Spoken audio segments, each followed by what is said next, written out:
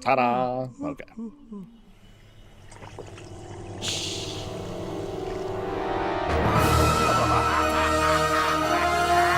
How are you gonna try me having blue red when you have no idea what I'm gonna be doing? Just spending points. It's all good. Just spending points. That's fine. Fine, it's all good. Oh. Otherwise, I think we're good to go. What is up, everyone? This is Do Coffee with the Soul. I'm your host. We're gonna chat. We're gonna talk. I'm gonna shop it. I'm gonna do some shopping. That's the idea as we start this stream. I had the beta open, and then it crashed, and a sad song.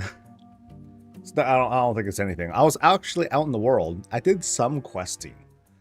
And I did my first delve on the beta. Woo! Riveting. Level 1 delve. Wow. And it was fine. The lag wasn't so bad during the late hours. At least seems fine. God, what kind of... I don't know what the hell kind of trouble people are having navigating through the beta. But yeah, I haven't done a whole lot. I didn't do any side quests. I was just kind of like, just kind of cutting straight through to see what's going on and to get an idea of how the gameplay felt. And it's not really I don't have a good gauge because I don't have I didn't get a chance to, I guess, get enough levels to check out Apex talents yet. Because I think that's the flow. It's because I think in the alpha, you were able to apply Apex talents like right away. As soon as you can, I guess, get to the bottom of the tree, I suppose. So people could activate them from the start, but I guess that's not going to be the case. The flow is going to be as you level, the points that you get, they're going to be specifically allocated to whatever. So 1 point, level 81, it's a hero talent point. Level 82, it's a class talent. It's level 83, it's a extra thing for the spec talent, which you can then put into the Apex talents. Something like that. That's how it feels like it's going to be. So I'm like, oh, okay, that's fine. But I can't do anything until I'm I can't really check it out until I'm 90. So heard the beta was super buggy. I know that there's lag. There's the typical stuff. There's lag, there's crashes. And I'm sure there's bugs, but I haven't really looked too deeply for those. It's nothing that I haven't already seen in the alpha already. So it's hard to say, but oh well. For now, let's say hi to people. What's up to Dragon? You're the first person to say hi. What's up to Darth? What's up to Bamigel? Hello to Peter again. What's up to Arumus and Arcadius and Grim again? To Avari, to Neeb and Sinhatlanta, to Mashutski, and to the rest of the beautiful digital smiling faces who will be joining us throughout the day.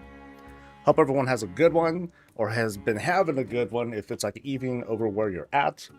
I had a bad start to the morning though. I wake up, come down, I'm like, all right, let's do some oatmeal, because I've been having oatmeal in the morning lately. Prep my coffee and water and all that stuff. I come down, and then I hear a drip, drip, drip. I'm like, shit. I hear dripping sounds.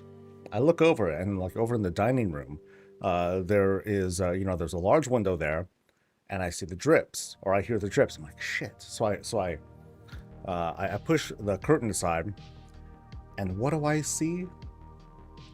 I see a towel there that's catching the water. And I did not put that there. So, when I first heard this, I was like, oh shit. The house is in danger. The house is hurt. Gotta fix it. When I saw that towel, though, that immediately pissed me off. I got mad. I was like, because who put that there? My parents.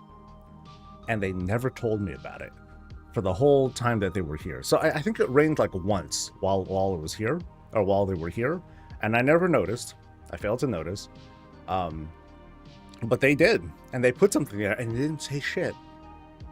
My sister comes by about half an hour later, because she sends packages over here to pick up, because her place, you know how that goes, where you'd rather send step to like an Amazon locker or to like someone else's house because their place is like more secure for like packages and all that. She came and picked up some stuff, and I tell her, I'm like, yo, dude, this and this happened. And then my sister's like, oh, it's been like that for a long time now. I was like, oh, for real? She's like, oh yeah. Yeah, and mom tried to patch it herself and blah blah blah. Because earlier, I didn't tell you this part. Earlier, I went around to the backyard to like look at where the leak was, and I saw what looked like, you know, someone had tried to put sealant on top, but but it looked like shit. You know, I didn't take pictures. I should have. It looked like it was applied with a fork. I don't know. It's like they took pasty stuff or like what looked like plaster, and they just plopped it on top of on top of the windowsill, or on top of the window where the seal would be, and they just like, I don't know, pressed it down with a fork, because like there's like these large, I don't know, there's these large ridges, as if they took like a fork brush and it's like, okay, here, let me apply it this way. So I was already getting more pissed, and then I hear this from my sister that it's been like this for years, and I was never told about this. And now my parents are going to run off to the Philippines next week to go fix up a house that they bought and built or whatever that they don't even live in. They go to the Philippines, they fix up a house because it's running down, because you know it's becoming weather worn or whatever, and then they leave. No one lives there. They don't rent it out. They don't do nothing with it. They just do that.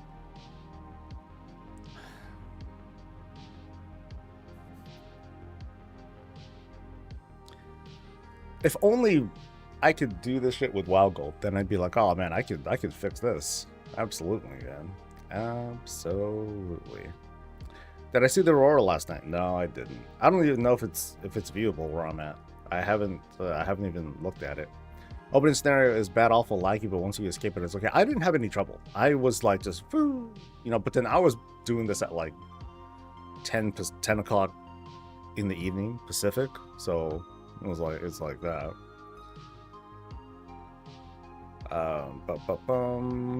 Family are annoying, right? And it was like so they're in Hawaii right now, because they live in Hawaii right now too. And it's too early to call them up. I should have. I'd be like, and I would like yell, what the hell is this? Ah! You know, because at first I was like, oh shit, has it been like this? Was I here? Was I around? What, you know, was I still living here when it happened? No, I wasn't. This is when I was living up with Dee in Menlo Park. Do I have I don't own the home. I mean, this is my parents' place. This is my childhood home that I'm living at. So I'm pissed that they just kind of like did a thing. It clearly was not effective, and they just put out a towel and never told me about it. They're just, you know, it's okay. My mom likes to say, you know, this house is going, you know, we're going to pass this off to you. Yeah, you're going to pass off debt. You're going to pass off these burdens to me. So anyway, enough of that real shit. Let's go to the real shit. I want to do some shopping. So I'm going to use the WoW database, and I have a goal. The goal is to kind of like... to discover or to figure out what kinds of items are going to be valuable when housing drops in just a few weeks. Early access is going to start soon. And what I'm talking about here is going to be relevant for, you know, it's going to be technically relevant for everyone, because everyone will be able to participate whether they are part of early access or not. And what I'm talking about is the acquisition of items via professions and crafting and stuff. So what I want to do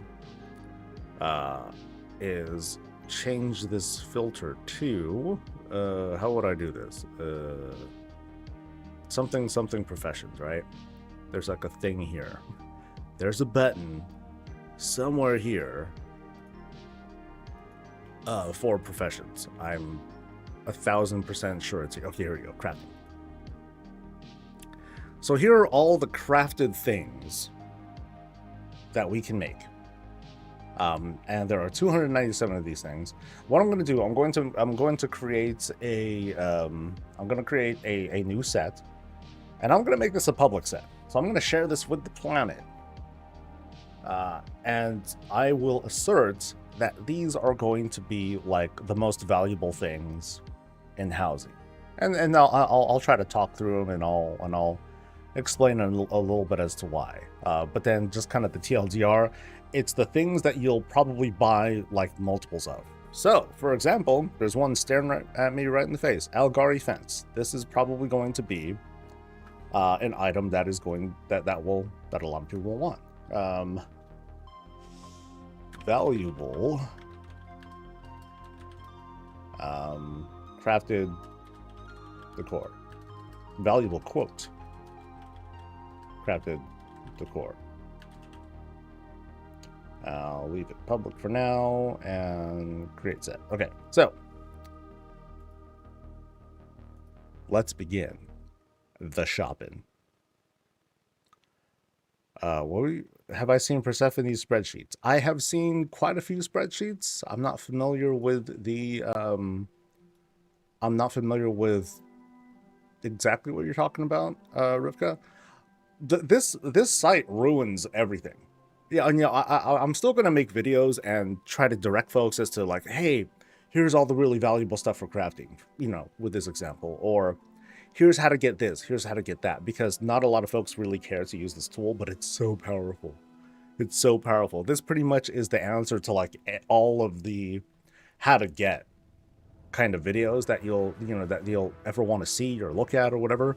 But then I definitely want to showcase here certain items. So anyway, what are you talking about being bedridden? I think Sol should do squats every time he buys a new housing item. I'm gonna stop doing housing then if that were the case. Okay, so I'm going to get this one because you gotta have a fence post with your fence thing, and I'm looking at this not just as an actual fence. This can be used outdoors. Hopefully this can be used indoors as well, because that would be something that you have inside for like balconies and stuff like that too. And we're going to look for things that people are likely to make more than one of. So we'll start like going through, and then we'll go back to the list again.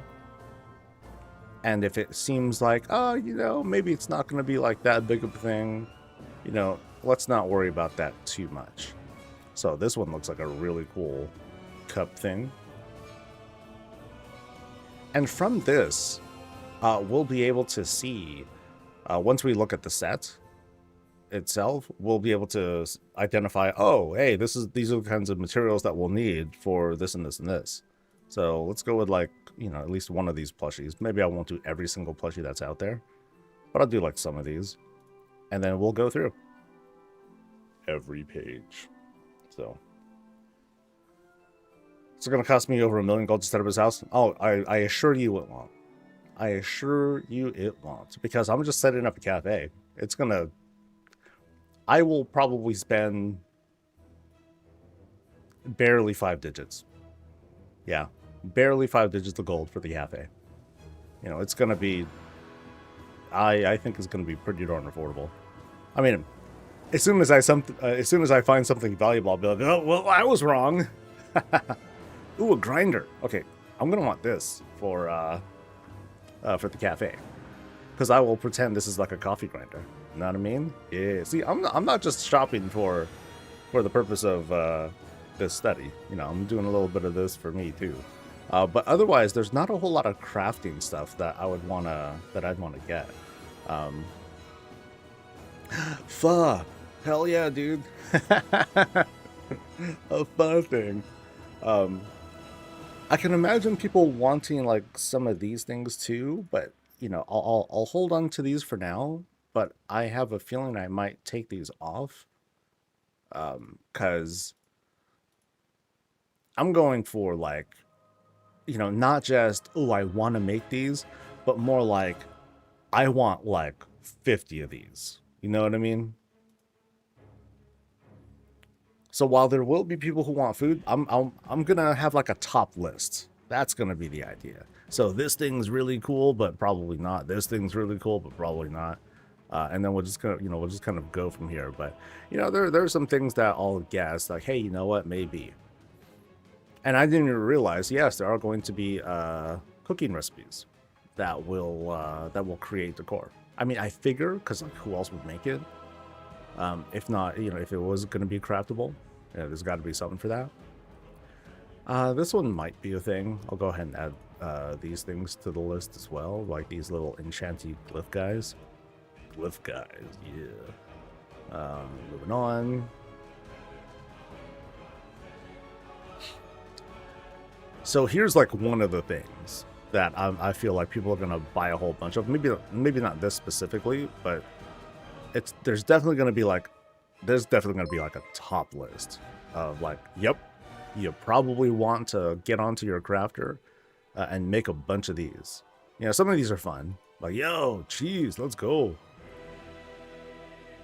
Okay, actually, let me humor myself. What do I need for this? I need. This is a Kazalgar thing. Skill 80. I need lumber. What's the first ingredient? What's the prime ingredient in cheese? Wood. Obviously. Wood and metal. Wood and rocks. Hell yeah, dude. Let's go. That's an example. Alright, what else we got? Oh, this one looks neat. Frostwall Forge. Pizza oven. Hell yeah, dude. Alright, let's see. Anything here? Hanger? No. I mean, this will be... I think people will want this for the novelty of it. Yeah.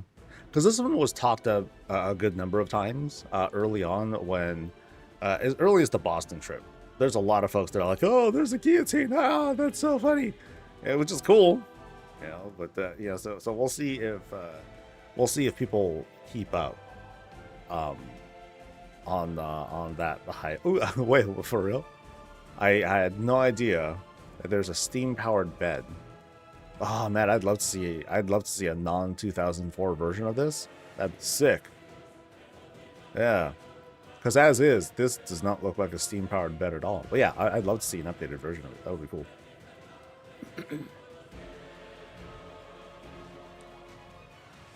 Do they have Blood Elf trees? I haven't looked. Yeah, there's too much stuff. You know, it's really overwhelming to like try to grasp everything there is, man. But this site helps a ton for that. Okay, so. Anything here? Maybe food. Maybe.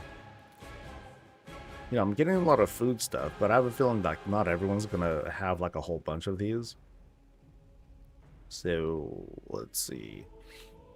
Cushions and other stuff. God, it was the cottage person, that one lady's YouTube channel. She had a very inventive way of using these cushions and using them as like these kind of like dangly decor things. That was very, very smart. I was very impressed by that. Don't underestimate the home defense gadgets. I was like, shit, okay. I think people will want books. They're not going to get a lot of books, though. Like, this is definitely going to be, like, the book stuff is going to be one of. And by that, I mean, people will want one of each. You know, so that way there's, like, variety. And maybe they'll want multiples as well. So, that'll be important. The bookcases I think are going to be wanted as well. Just in general, maybe not specific items, but in general, bookcases are going to be wanted as like a filler for the most part. Okay, this one's kind of cool to have. I wonder if this it says it has lighting to it, so that'd be kind of cool. Kind of creepy though. It's not just a lamp; it's an eyeball that might be staring right back at you. Bow. Oh hell yeah, dude.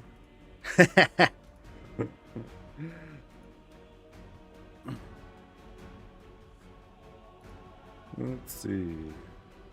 I mean, who wouldn't want soup dumpling, man? They gotta have like all the dim stuff. Okay, anyway.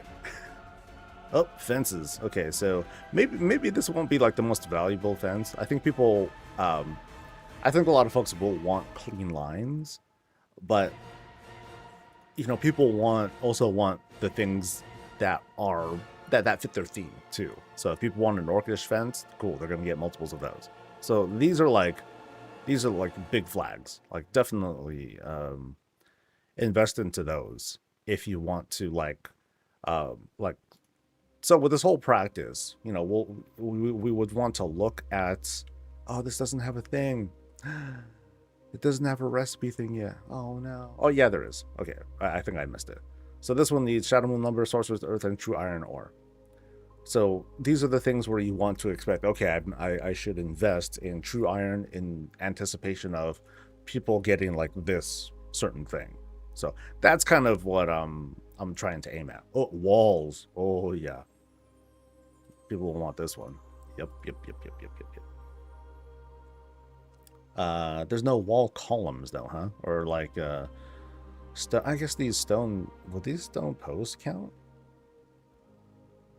It doesn't go so well, but maybe I'm not seeing it. Maybe I'm not seeing it. Bottles, beds, crates, a lightning drill. Oh, this looks cool. Hold on. Oh, this is neat. Tell me this is engineering. It's engineering. Okay, what do I need for this? This is 50 bamboo lumber. Damn, that's some work. 40 trillion bars? Shit. That's a lot of stuff, man. I mean, I'm not going to need 40 of these. But if you want one, that might set you back. That might set you back. Let's see, some Void Elf stuff. This will be very, you know, these can be very cool for like the Void Elf players who want to set up like that sort of vibe for them. A statue to cuddle with, you know, to put onto, you know, sideways and put in the bed. I mean, what else would you use it for? Rugs, mosaics. Oh, here we go. Oh, this is big winner. Big winner with the string lights. Now, there are other string lights you can get from other sources. So people will maybe rely on those instead. Or, you know, but if people want that sort of variety, they're going to turn to something like that. Put that drill at the end of the steam-powered bed. Give it... We'll make our own. We'll make our own steam-powered bed. Or it can be fell-powered. Whatever you like. Whatever you like. Oh, this is a kind of cool-looking candle. Oh, but it's plain. Okay, it's not that plain, but sort of plain. Yeah. I was hoping it would have like a... You know, this might be a limitation of the 3D editor, because you can see a flame there, but it's just not in the preview, so... I'll be interested in that one. Ooh, giant windmill. Oh. So for folks that want to create that Gilneas sort of vibe, cool. A portal. I think people will make this. I don't know if it's going to be functional or not, but I think people will be like, ooh, I want that. So. But you only need one. Or more. You know, I'll have one here, I'll have one inside the house, I'll have one in my bedroom, I'll have one in the kitchen, because you never know. Gotta stay connected. That's how it goes these days, right? Here is another fence post. Cool. A bit more intricate than I think suits my taste, but still nice. What's this from? Suramar fence post. Okay, yeah, some people are gonna want that for sure. Torrent fence post. Cool. You notice a trend here, right? Like this is certain things that people will definitely want a bunch of. Oh, this looks neat. Tide Sage Totem. That's cool. BFA stuff is pretty sick. Do you think people will submit crafting orders or just blab in trade chat like a pleb? I don't know. So it's going to be very interesting because housing is a brand new thing in World of Warcraft. We haven't had this before. And I've been seeing, mostly on Twitter, funny enough. I've been seeing on Twitter folks who are campaigning to have, hey, can we just buy things? You know, can we just make this unlock and have infinite amounts of these things? So instead of like buying, so basically people don't want to buy multiples, they just want an unlock, and then they can place multiples of these things at once. And I'm like, oh, I mean, that's a take. You know, it's definitely not something that I'm accustomed to seeing at all in games that have these sorts of features where you build stuff. You don't just get like infinite stuff. Now, there are things that WoW does relent on. For example, walls. You can set up all your walls just like, you know, with a quick customized thing, and then it all just changes and you're done. You don't need anything for that. Same thing for floors, and same thing for ceilings, same thing for creating new rooms. You know, so if you want more real estate, you're not really paying for it. You're just leveling up. You know, you're leveling up your housing. You're working that angle in order to make your house bigger. You know, they could have gone the route of, oh, you want to place down another house? Cool. You want to, you know, that extra room will cost you like 7,000 gold, and then the next room up will cost 14,000 gold. You know, kind of like the bank tabs and all that, where you have this increasing cost, but they don't do that. But when it comes to the actual placing of the core and items and what have you, these are separate things. And so it's an interesting conversation that I want to try to bring up in the weekly. I think I'll be able to squeeze to do a weekly because I'm tired. But I'll be able to at least bring up the conversation. You know, it's not something that I really thought too much about because it's just something that I'm used to doing. Okay, I think this is the couch that Mort mentioned yesterday. This is a cool couch. It's got lights. Yeah, that's so uncomfortable. That's such an uncomfortable thing, but oh well. Oh, that's a cool little mailbox thing. That's cute.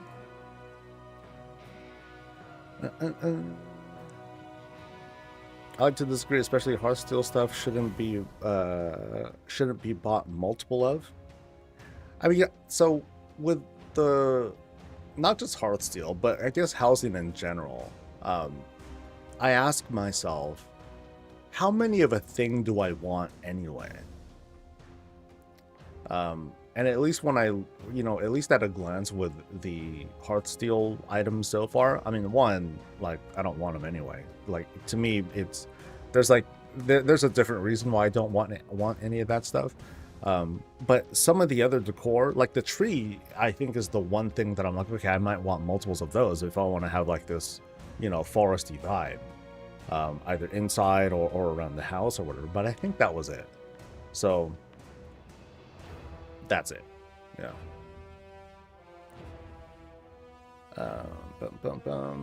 But it also kind of communicates to me that this is a new thing that's being introduced in WoW. You know, people want to treat it like the transmog thing where, hey, you collect one and then you just have it now, right? But in this case, you know, you have multiples, so like how does that work?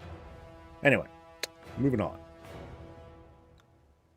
We are actually running low on, actually I think we're close to the end. I think, yeah.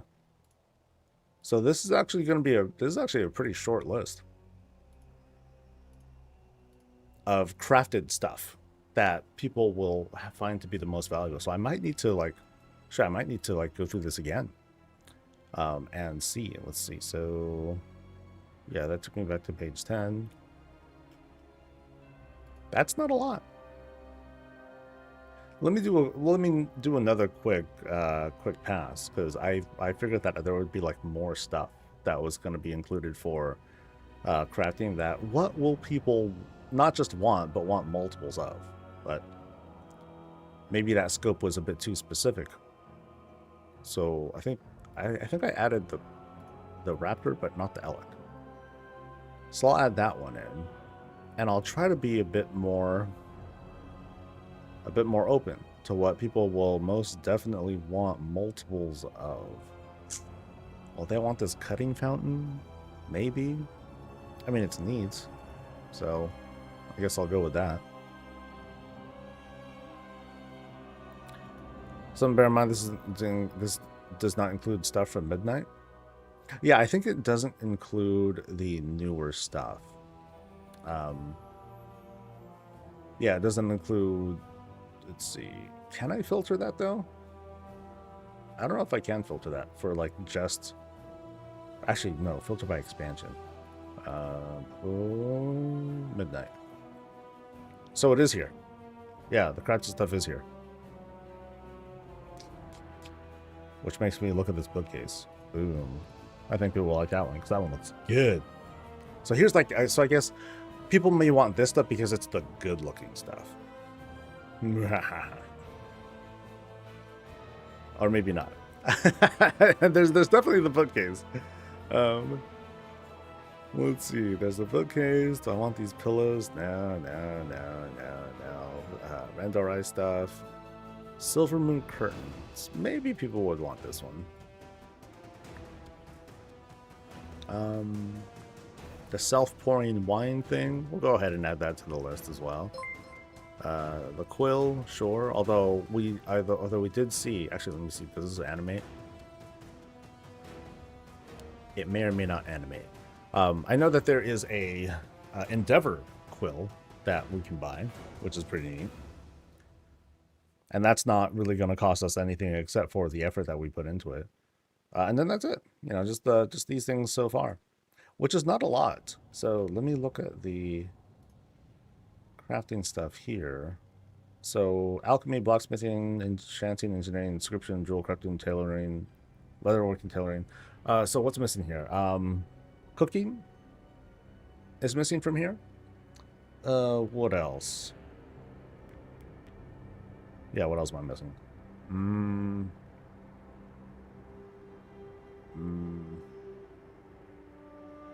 I don't know off the top of my head. Bummer. Without being friends or in part or etc., is there no way to search for a neighborhood and visit it? Not at the moment. Not from what I've seen, Showwave, which is lame. I actually want to take that preview that I cut. So when I did that tour, that was like my very first live tour of a house, and I was really impressed by it. I think I might cut that and turn that into content. So I'll put that. Should I do that? Well, I don't know how long I'll stream today. Actually, I might do a normal stream, normal length stream. So I'll only be on for a few hours, and then I'll like put out something like that, and then I'll start working on the weekly because I got to work on it sometime. I should check out. Yeah, I could check out Val's house too. Yeah. Have I been able to check out the guild neighborhood functionality? For example, how it handles property handouts? No. I haven't seen anything actually. So I don't quite know what being a neighborhood manager does. So yeah, I've no idea. Last lunch just dropped for me. What's that? But grats, whatever that is. The only way I can think of helping both sides is if you can buy one for X price or unlimited for Y price, and if you buy Z amount of X, huh? Wait. Let me read that again. The only way I can think of helping both sides is if you buy one for a price, for a certain price, or you can buy unlimited for a higher price, and if you buy, if you buy a bunch of if you buy a whole bunch of something, then you automatically unlock the unlimited tier, I guess.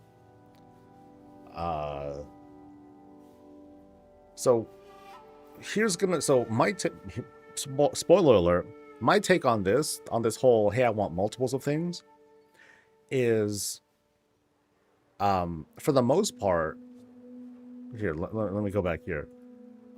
Certain items here, you only get one. So for example, this resplendent highborn statue, hey, I want to make that. Cool, you made it. You get one. Because you get one. You know, how Blizzard will arbitrarily decide you probably only want one of these. Now, as for the string lights, maybe instead of just making one, you end up making 4 of those things. Because you just make 4. Now, one would argue, well, what if I just want to make 1? Too bad. You get 4. The small problem with that, though, is how does that count towards your total owned housing decor budget thing? From the read of things, so here's how, here, let me get into beta, and I'll go back to my house, because at least it's, like, stable there. For dice, can you get multi-craft procs off of them? No. It is a straight transaction. 1 to 1 to 1 to 1 to 1. This accounts.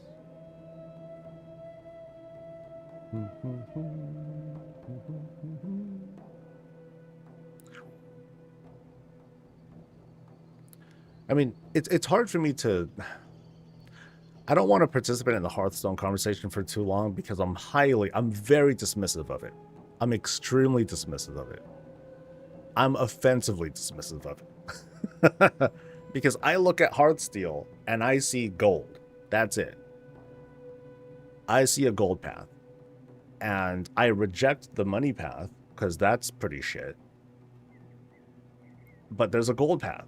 And to me, that's the only route to take. So I'll talk about it like it's like you do it with the WoW token. Period. Which dude do I log in with? Doesn't matter.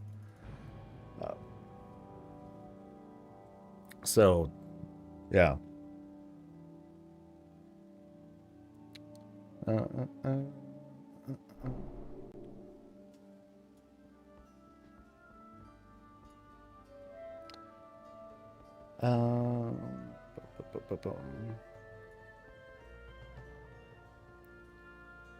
Please tell me you were in Prot. When am I not in Prot?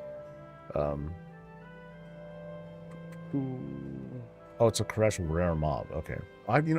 Brain fart. I forgot why I came to the house. Why I came to the cafe. Shit.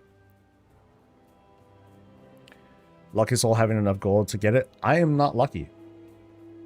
I don't just chance on gold. I don't even make a lot of gold. Like, I have maybe 2 million right now. I have not been playing enough to make a lot of gold. But that's my path, right? That's it. That's how I look at it. It's not me looking at Hearthstone through the lens of gold because I have a lot of gold. It's because I have the opportunity to use gold. That's it. It's dulled a little bit because I know how to make money. But no, it's that whole, just like how people are like, oh, well, I hate shop stuff because, that's the principle. I don't really care because there's a gold path. That's my principle. So that's right. Housing storage. I wanted to look at that. So I guess the question is, why do we, why bother having this limit then? If we want to have like unlimited stuff. Now there's a scenario where decor does not count towards your limit, and it's if you only have if you only have one left and it's related to an achievement. So I'm trying to find something that... So for example, this replica tome of Blighted Implements, I don't know where I got this, but I can destroy it. I just don't know where I got it. Okay, actually, let's find out. Replica tome, because I want to find this out.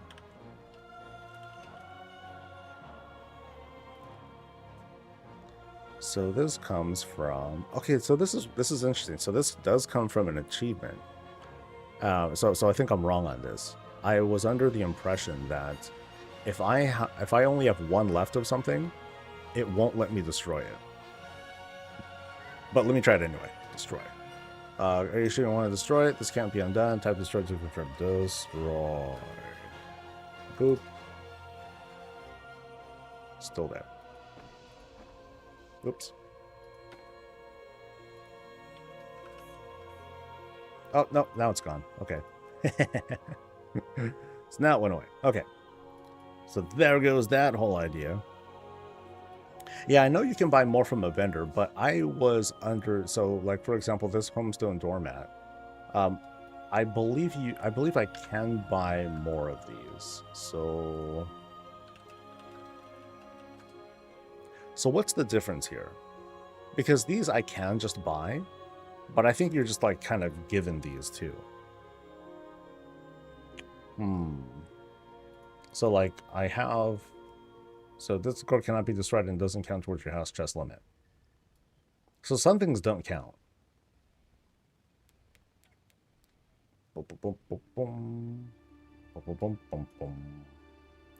But then the cap is like a total cap, and I think it would be pretty shit if they had like a cap of, oh, you can only use these many pipe segments. Like that would suck, right? So I think there's a bug somewhere, and I'm not entirely sure where. So for example, this Thunder Totem mailbox, I can't destroy it. So this thing comes from a vendor. That's it. Comes from a vendor, you just buy it, but I can't destroy it. Why? I think there's probably just like some inconsistency. You know, I'll just call it a bug. You know, why can't I destroy it? I should be able to destroy it if I can get more of them. But yeah, my hypothesis was, if it comes from an achievement where the first one is free, you'll always at least have one left. That was the impression I had. So let me try to find something here. I'll just keep destroying stuff until shit. Yeah, I'll just try to keep destroying stuff. Okay, so like these doors. So this is interesting. Like I could buy a whole shitload of front doors, but I can't destroy any of them. Like I want to find something where I want to see if there's a situation where I can destroy one, or I can destroy, but I cannot destroy all. So if I can find that, then that will at least like support my hypothesis. But I have a feeling I may not find that. Yeah, this does not seem to be a thing. So I don't quite know what the meaning of this is. So like these things that I have one of, these are things that I did get from achievements. I guess I could try going to these vendors and buying more of them and then see what happens. So Nightborn Merchant's Stall. Where do I get more?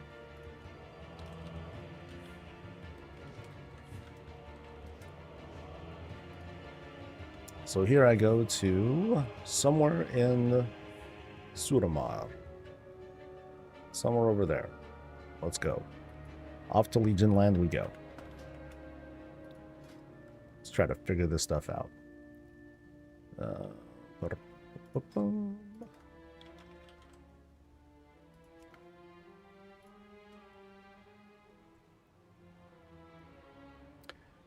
What's even the point of housing? Man. I can't go. Damn it. I gotta manually go to Dalaran. Oh, okay, different character. This character doesn't even have resources anyway. This guy does, though.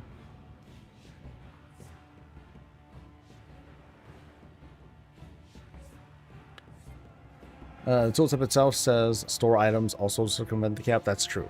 That being said, the cap is twice the total unique prop amount in the game. But that's it, though. It's only twice. Some people who are going to make caves, they're going to obviously get more than one rock, right?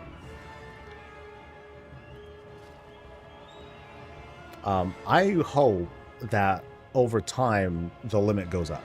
It should go up because eventually 5,000 items just isn't going to be enough.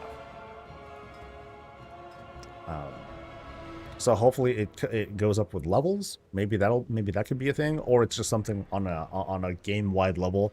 They're just going to be like, okay, we'll let people have more stuff.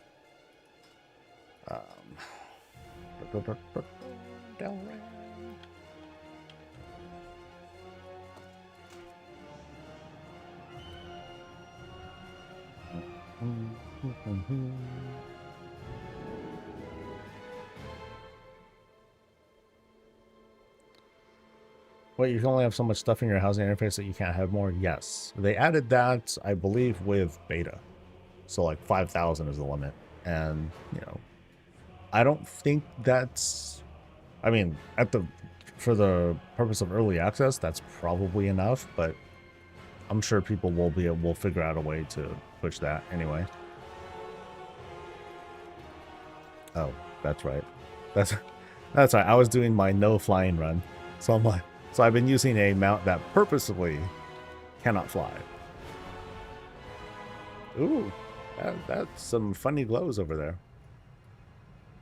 That's a weird bug. Cool. It's like it's all fell over there now. Anyway, so we're going to find Josena. Somewhere there. Ooh, in-game pin? Dude, really? They have that too? Holy shit. Can I do that? Dude, this thing's fucking gangster. Dude, this site is busted. Holy shit. Alright, so yeah, let's try to find this person. Joe Santa. Yeah, here they are.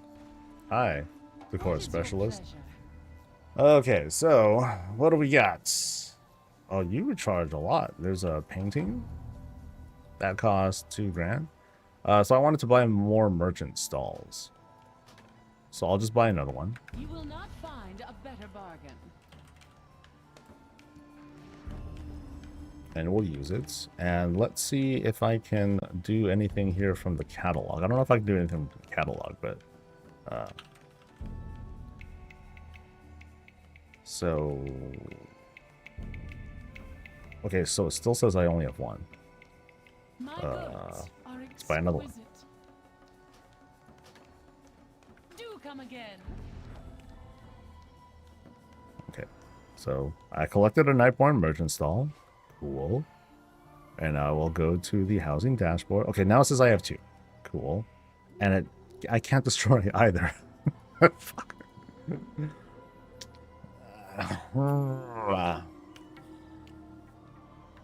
So I guess destroying stuff doesn't quite work, right?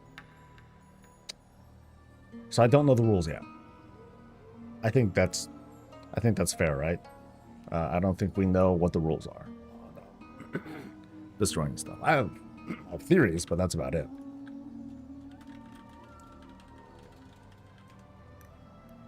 That's a bug. All right, so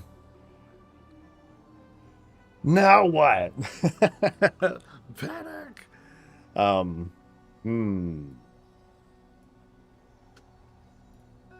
Well, back to this then.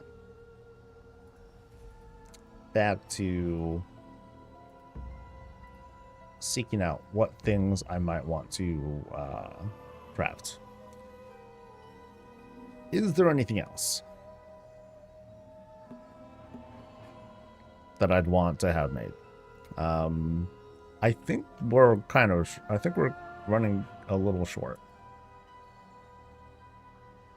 Because I mostly have a feeling that it'll be mostly these repeatables that people will want like plenty of. So but then what are other things that are just like, you know, strongly thematic or just like seem really cool? Like this Aldor bookcase, like it's all right, but there's better ones out there. You know, this one just looks like a block, a chiseled block of stuff. You know, by comparison, there's just other better bookcases out there. So I don't imagine people, you know, I guess as a sort of principled thing, people will want at least one of all of these things because, hey, I want housing XP.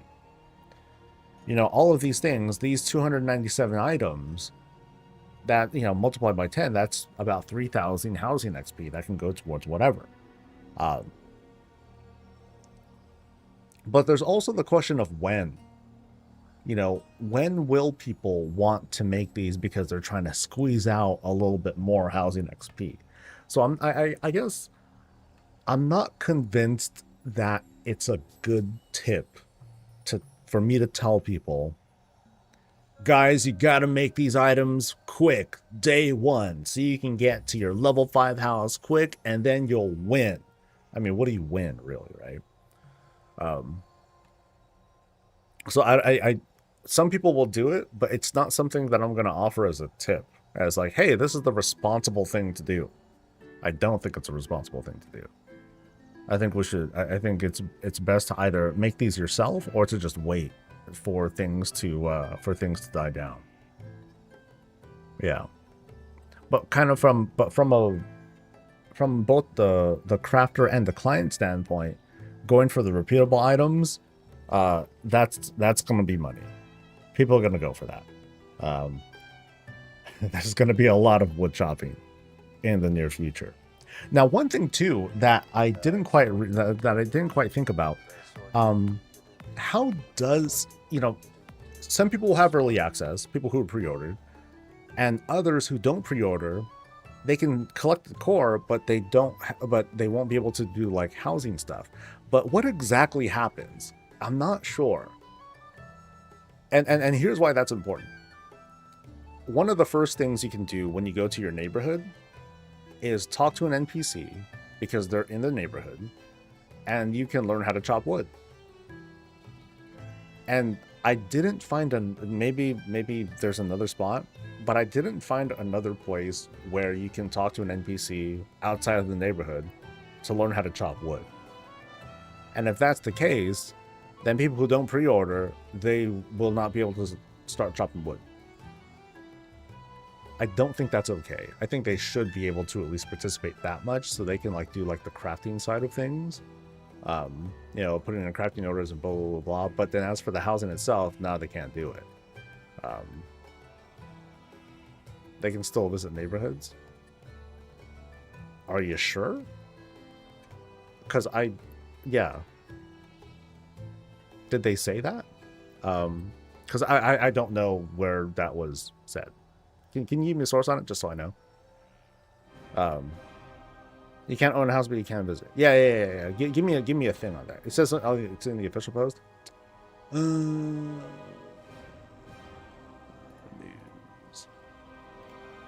So like this one? Oh no, that one. Cool. Okay, so this is from yesterday's thing. So so they can visit neighborhoods. Yes, cool.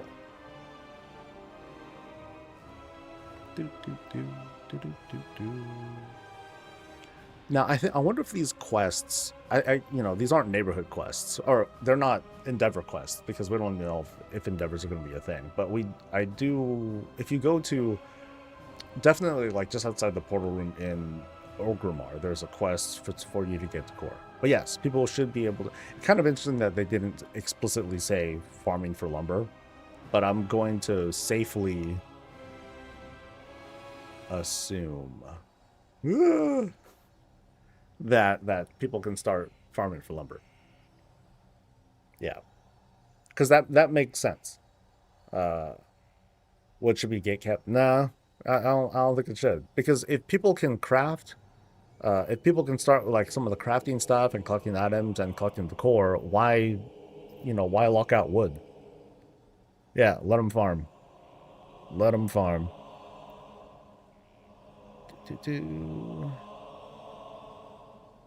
So cool. Thank you for the correction, homies. Housing early access won't come with 11.7 patch to everyone. No, that comes for people who pre-order.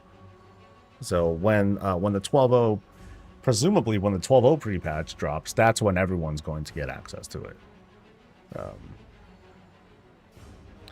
It's like those who start playing a couple days before the other, they are gate kept. I don't think it's necessary. Yeah. I'd rather see like the whole damn, everyone participates in like the hubbub of at least collecting the core. But anyway, back to this. It's not going to be a good tip for me to be like, oh yeah, you got to craft everything, so you can get the XP and all that stuff. Because I've only done so much in this game over the past, X many years, and my housing level is 3. It's almost at 4 because I don't know how much stuff here contributed towards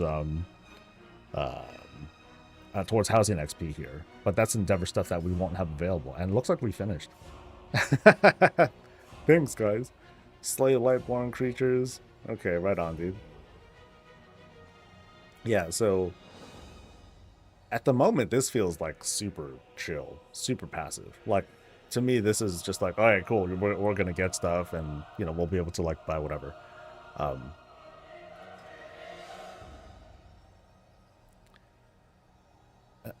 want to see the world burn. Oh, okay, got it.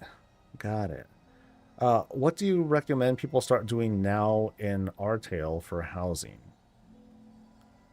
It depends on what you're trying to do. Are you trying to get quote ahead? You don't need to. I put out a video a little while ago that talks about you can not do a lot of stuff and just like go in, take your time, and just chill. Now the advice that I've been trying to give is like, hey, here are some tools that you can look at, so that way you can formulate that question for yourself and create your own plan, make a path. There's all these cool tools that are available right now, because that's a hard question to answer. Yeah, I recommend checking out the housing database and see where you're at. Go shopping, take a look what you have. But I try to provide a lot of reassurances to people that people can get started right away. Once housing drops, I'd say like have a good chunk of gold on you. And why did the tutorial just pop up like that? I did not do anything there. Yo, did a thing happen? No, there's some freaky stuff happening, man. Wild. What's up, Webley? I could be doing content for Monetization expansion based on yeah, you could be. Yeah, you could be. So, not to be dismissive of that question, Cito. It's just really hard to answer. It's very, very hard to answer. The best way I've been trying to answer that question is, hey, here are the tools. Check this out. Use this. Go shopping. It tells you everything. So, yeah, and I try to emphasize that too. Like, you can get started with just the stuff from the neighborhood vendors. You can, and not everything, but a good chunk of the stuff that I have. Okay, I can't. Okay, there. I guess it somehow just went back to the tutorial thing for some reason. That's kind of weird.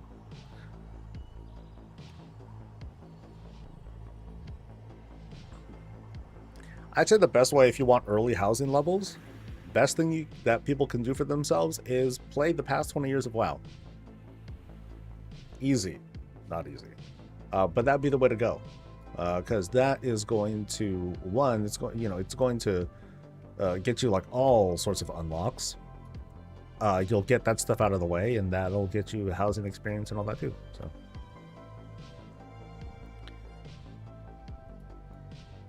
So like a lot of these things, not everything, but a lot of these things, like I just grabbed from the neighborhood vendors. I didn't go out of my way to get stuff. And other things that are extras, these are just things that came from achievements. So, this is like a start. It's hardly complete. And I'm not doing any super wild and crazy building techniques either, because I'm not good at this. I'm growing. I ain't no artist or nothing like that. But people can do all sorts of stuff. So since I'm here, I'm quite so this is one of the things I'm kind of proud of. I'm like, oh cool, I phased like these pipes, and then now I have like little faucet things and all that stuff. Yeah, go me. Oh yeah, let me look at Homebound too, because people talk it up, and I was like, okay, this is a good start, but it's very, very limited in comparison to the housing database. You know, the Homebound add-on, it's like a cool thing to have for like, hey, here's like some easy stuff to start with. And I think with a focus on what achievements and stuff, but maybe there's more stuff. Let's see. Let's learn. Did I see there's a dollar espresso machine on free? I did see something like that. Yeah, I didn't see that it being a decor thing yet, but we still got a while to go until launch.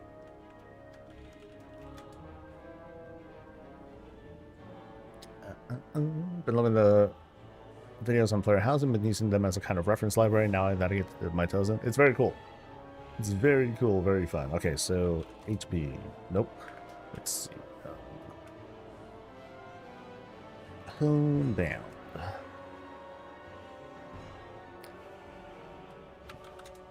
Okay, so what do they do now? So we've got quests. Okay, so quests now. Not just achievements, but also quests. So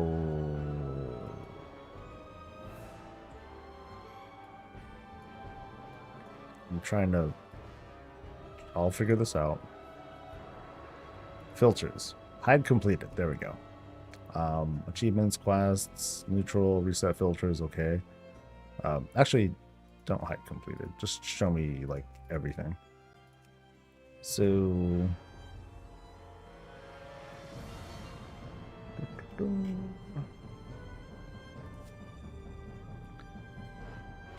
Okay, I will hide stuff completed.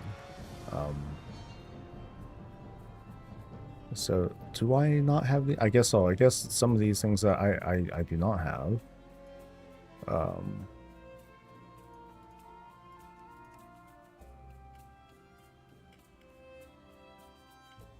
Okay, so this mostly makes sense so far for things that I haven't done. Now, obviously, it's not going to show me like everything. It's not going to show me like, hey, here's where the questing starts. So I guess that's where like it will give us a wowhead link to like help us along the way to find those things. So this is good. Yeah, this is really good. Did I ever look at the new raid frames? No. Well, I saw some highlights, but I didn't take a good look at them. I mean, like I said yesterday, like I feel like I navigate through the debuff things just fine, you know. Okay, I haven't done lore walk and stuff, so that is accurate.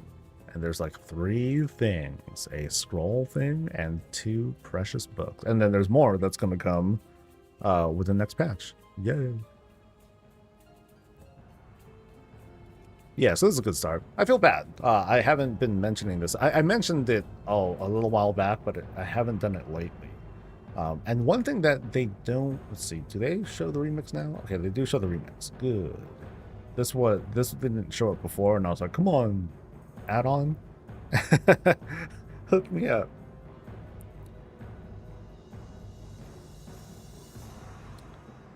No, I saw your stuff. I see the chat just fine, but I don't... Yeah, I didn't see you say anything for a while. Yeah. See. So there's you. And then there's you. But then on Twitch. And then what's the last thing you said on YouTube? I don't know. Anyway.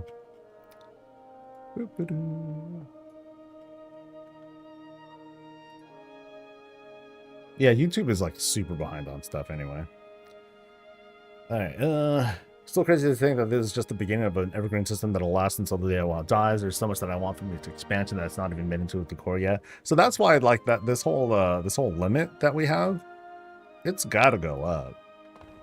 There's no way that 5,000 is going to be. It's not going to stick to that, because there's going to be another expansion and another patch and another expansion and so on and so forth, and people are going to hit this limit and then they'll be pissed. So I think that's just what they have right now because it's safe.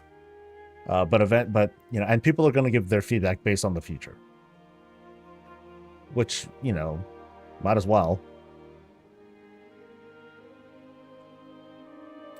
A couple of neat things locked behind alchemy achievements. I was sad because it was something I was really hoping to not have to grind out. Oh, like what? Kind of curious.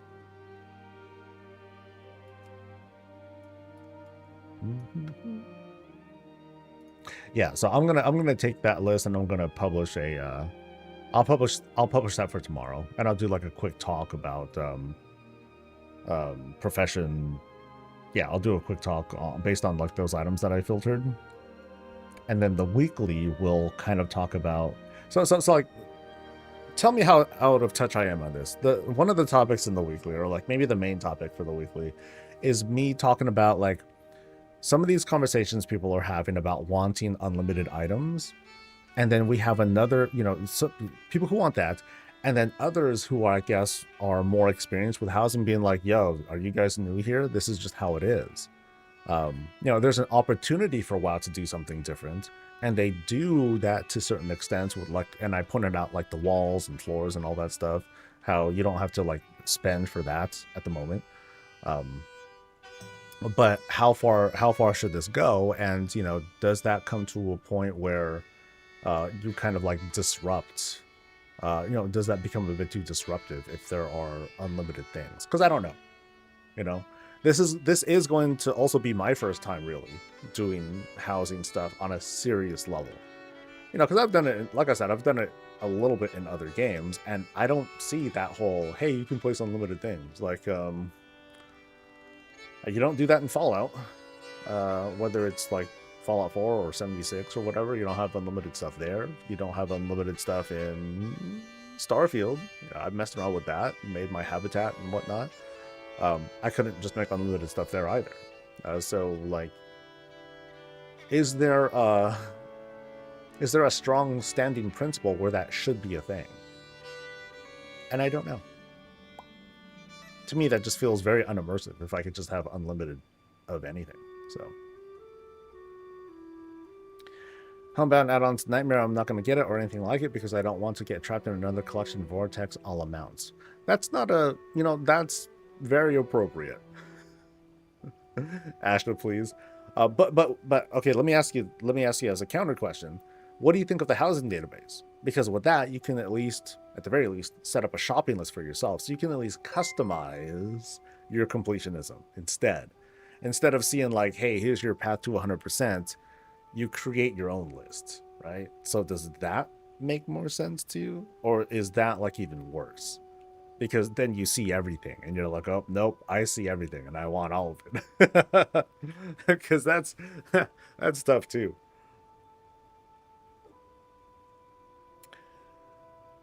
I was making sure it's chat in, but okay. All the things is a level of autism I can't reach. I mean, I'm not exactly the same way, but I control my shit, right? So I don't think I have it on here, but I filter out all the things. Like, I only just focus on shields. That's it. I just kind of like, you know, that's the only thing that I'll make sure I have 100% on. Or at least I try to get there. There are some things that I'm missing out on, and I'm like, that's hard to get, man. And so I just kind of give up on it. Like, I'm not going to lose my mind over it. Let's see, Soldier has unlimited storage, but does Star Wars have, can you make unlimited things too? I haven't done it, so.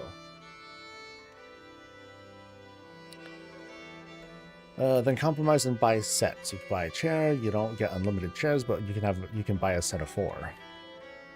Yeah, but would that be just kind of a psychological thing, because what Blizzard would do, they would just be like, okay, we're just going to multiply the recipe by 4, or multiply the cost by 4. Would that make players feel better instead of buying one thing at a time?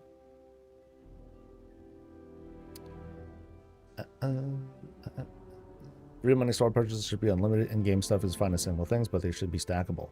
I guess, yeah. See, here I am with Hearthstone. Just use gold, buddy. I think I guess one of my stances on the store stuff would be, it shouldn't, like, store stuff should definitely not be fences. You know, things that people will want to buy multiples of. So, like, for me, the tree that crosses the line. But theoretically, fences would be a really bad idea. Countertops, things that people will definitely want to have a whole bunch of. Not a good idea. Certain color dyes, that would also be a very bad idea. But that's it. You know, it's like if it's preferably like things that typically people will just want, for the most part, one of. Cool. But if people want to end up buying like 3 or 4, that's their thing. But if people want 50 of them, then that's something that should be like rethought into like something else entirely. So, but yeah, that's me. So, from what I remember, so far you had limited. One of the people in the Discord channel, like, they're a big Star Wars fan person, so I think they can answer that too. So each item, okay, so Akasachi can answer that too. Each item has a limited cap. Some you can have 10, some you can have 1, others you can have 9.99. Okay. Aim of the store purchase should unlock something you can buy more of in game. So I talked about this a little while back, and I'll repeat myself again. Sorry if I'm repeating myself. So think about it like this. So what if you bought something once at the store, and then you can buy more of it with gold? Okay, that's cool. So let's say there's a chair, and this chair costs $5 for the sake of whatever. So you want that chair, you spend $5 once for the unlock, and you get the first one for free because they're so nice. What if more chairs cost like $5 grand? Or 10 grand? Or something like that? What if it's pretty expensive? You know, because game companies that monetize like this, their thing is like, hey, well, we want to make money. Like, I can't help but think that by making the cost of things like this whole unlimited, and then, or you buy it once and then you pay gold for it and blah, blah, blah, and then you want a whole bunch of it, I can't help but feel like the price the actual cost for a user becomes kind of muddied up and kind of confusing. Because, like, these are all like hypotheticals, right? But what if, like, this chair, this statue, or whatever, what if it's like a lot? You know, 10, 15,000 gold, like what we see with like some of the paintings that we see. When you buy the Epic Edition, and then you get, like, you know, these items, these paintings for free, but then you can buy more, but it costs a lot more. People will kind of calculate, okay, based on the WoW token price, and then, you know, if people wanted to buy gold because they want like a whole bunch of these, it's going to eventually cost this much in WoW token gold, and then you kind of muddy it up a little bit more because you're spending someone else's gold, but then they're paying $20 for a WoW token, but you're not, because you're just getting gold and you're trading that in. It becomes confusing. And that's kind of what people are also railing against. Hey, Blizz, we just want to see the item and know how much it costs at a glance. And the whole unlimited thing, like, it sounds good, and it can be good, but it also can be really confusing too if they felt like doing it. So, just like what Mort's saying, I can't help but feel like some of the folks that are clamoring for like unlimited uses of the core are kind of like me. They're new to this sort of stuff, you know, and this is something that some WoW players are going to see for the very first time. What? I can only get one of these? It's not just an unlock or whatever? What the heck? You know? And this is me being hyperbolic now. on purpose, but it's not like flasks are like a one-time purchase. You know, we consume them. And they go away. You know, it's not like flasks are this purchasable cooldown that become permanent things on our bars. It takes 3 seasons for us to get the permanent augment room, you know. So I don't know. People are going to get shell shocked by something like this, but at the same time, we're also kind of theorizing these things too. You know, these are people that are theory crafting their own player behavior, and they might be right.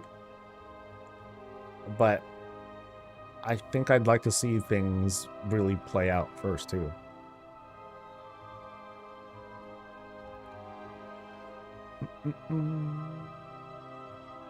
Unlocks are not confusing, mostly a standard and well-established game. Like where? Slide Swift. Like what other places, what other games that have player housing have unlimited decor amounts? Because off the top of my head, I haven't done too many. They're not, so I'm not sure. They can avoid that by disclosing the per item gold costs after the unlock in the store, so you know beforehand how much it'll be after the first. But then, you know, then how does that translate into the possible WoW token purchase in case like the gold cost is high? And yeah, it can get messy. I don't know. WoW housing this drama soul wasn't this bad. Are you kidding? I totally knew that all this was gonna happen. That's partially why I'm able to like kind of talk so fast on these things, because I've already thought of just about every conversation people will think of. Trust. You know, there are some commenters out there that'll be like, "Oh, you seem to have an answer for everything." I'm like, well, because I already thought of this shit. That's part of the job, you know. I think there are folks on the other side who are also experienced with housing, but just want WoW to be better. Swordfish has a very predatory monetary system, so I hope I'll be better. Every game we're building that I can think of, you need to get multiple of an item. Yeah, from like Animal Crossing to, well, okay, Animal Crossing is a little bit different, but yeah, all these things with freeform placement and whatnot from, yeah, not sure. I purchased the Mountain Cape appearance. I used in-game gold to transmog it. That's the unlock. Right, but that's one thing, you know? You don't need multiple capes. You don't need multiple helmets, right? That's it. So like, what if you want a second helmet? You can't really do that. It's not really that simple though. Items are non-consumable, so if you want 200 items, that's a goal you can work towards over time. People just want the instant gratification. There's that to consider too. It's like, you know, putting the shop stuff aside, you know, some people, they, you know, even for like regular crafted stuff, it's like, hey, I want to craft one item and I want unlimited of that. So let's take the shop out of the equation. I'm seeing conversations that people want that as well.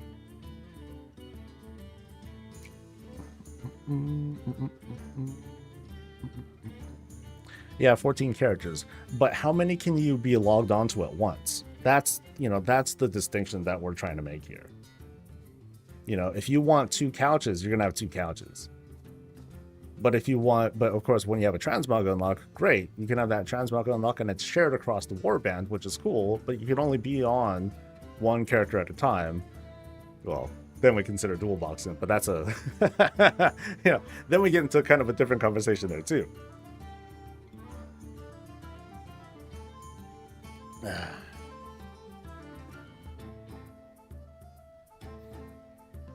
Not on the instant, give me everything, camp on the no predatory store practice account. I guess, like, I see that word and I'm getting more and more dulled by the whole predatory term. You know, it's hard for me to, it gets harder and harder for me to connect with terms like those, because it's being like, sorry, gotta free my hands. It's being like, whoa, predatory everything, you know? Anything that costs gold is pay to win. Didn't you hear about that? You know, so I don't know, man. Back to the creeper room. Let me focus on happy thoughts. If you dual box and both your characters are in their home, can you see one another? Yes, you can see one another. So like, I can dual box and I can walk in and I'll see myself, and then it's just gonna get really weird. It's like, yo, you're creeping at me? Yeah, I'm creeping at me. All right. So, oh, it'd be kind of cool if I had like a little console here, you know, to do a little bit of control. But wait, actually, I want to go to. I guess I'll go to Crush on this character because I want to buy some pipes.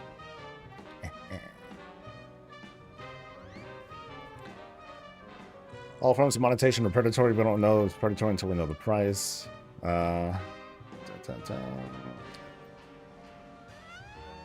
wash shop is not predatory even with where they're going. You don't need any of it. There's no bonus for it. Huge request. Ask the devs for a trade chat in the house. Oh, hell no. Can't make those personal crap. No, that...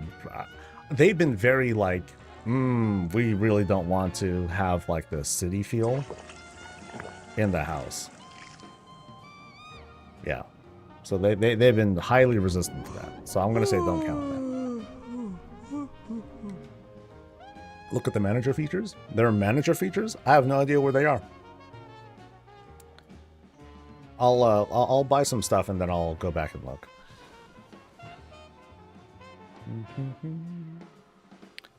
Is there a place to submit orders in the house? No. There's like virtually no city functions in the neighborhood. I do remember them. They did talk a little bit about crafting in the neighborhood, but not the house. That was from a while back though, so I don't know what has. Yeah, I don't know where that's going.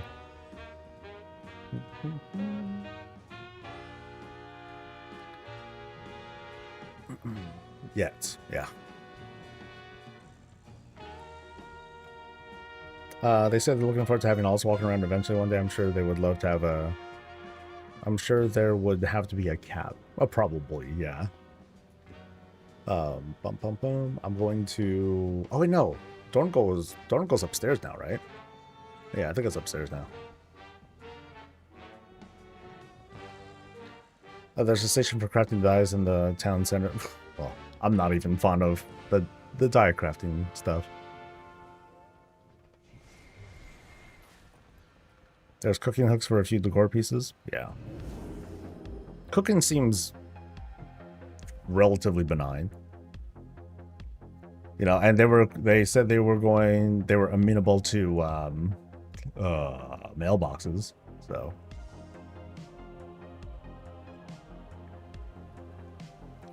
In my opinion, if you don't agree with Hearthstone, don't use it. I mean, that's why I look at it through the lens of gold. So someone's gonna buy gold. You know, whether it's whether it's through WoW or otherwise. This is them just being like, well, shit, it's gonna happen. we might as well be the best dealer in town, I guess. Which is a very amoral thing, but you know, it's better than just kind of keeping their eyes closed to it. Okay, so why am I doing? Oh, I'm going to buy pipes. I'm gonna buy pipes, and then I'm going to take a look at the whole neighborhood manager stuff, if in case that's like a thing.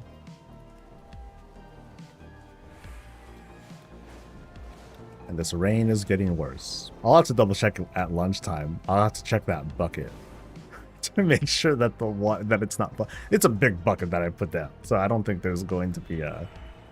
I don't think there's going to be a problem. That Thai cartel has lost control of the dogs. The shield arrow? It's what people decide to do with their money, it's not my problem. But people want to do that. They want to tell people, that's not fun, that's predatory. Sure, dude. Alright. Okay, so, pipes.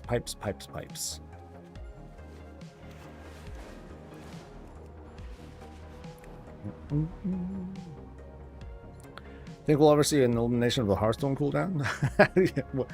Depending on your character, you already don't need to worry about a Hearthstone, right? If you're like a Volpira mage or a Dark Iron Dwarf mage, something like that, you kind of got the hookup. Okay, so I want to buy me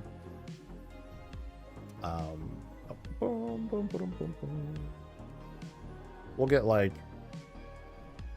10 of each? No. I don't need 10 of each, but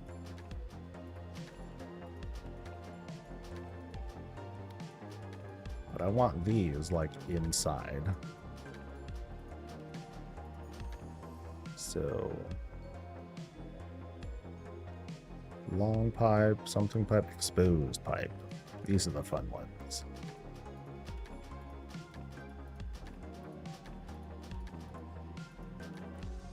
Uh, 9 and 10, and then is there more? Okay, this one too. Too bad there's no like T-shaped pipe. It'll be very cool if and when they implement like hooks, like what Mart's talking about. That'll be sick.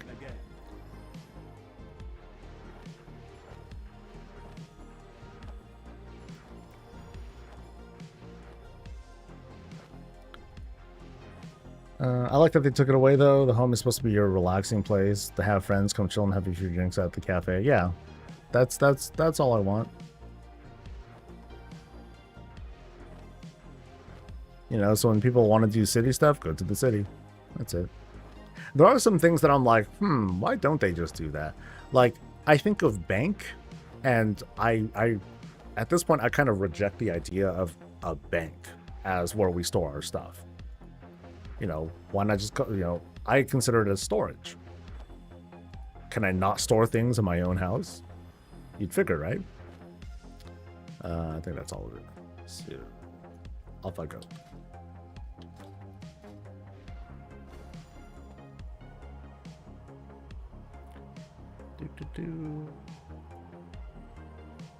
There's a T, but it's only inside because it's light. Okay.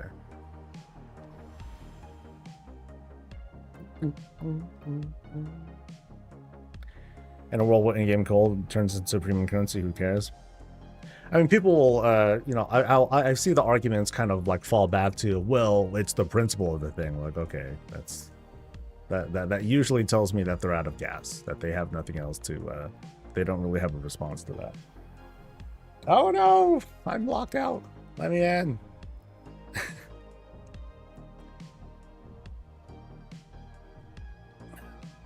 As long as they have a separate reasons to visit a town, there's no problem putting functionality in the house. So long as there are separate reasons to visit a town, yeah, like trade chat, right? I think that was one of like the real death blows to what made warlords feel super, super isolated. Because people were like, dude, I could already do everything here in the garrison. You might as well give us trade chat. And then Blizzard relented and they gave people trade chat. And it hasn't been, and then that was it. People just stopped going. There was no reason to go to the capital for like much of anything. There was already hardly any reason to go to the capital, but it was just like made that much worse. Okay, so the plan I think was, I think this I wanted to be the control room. Oh, maybe this shape won't work so great. Maybe.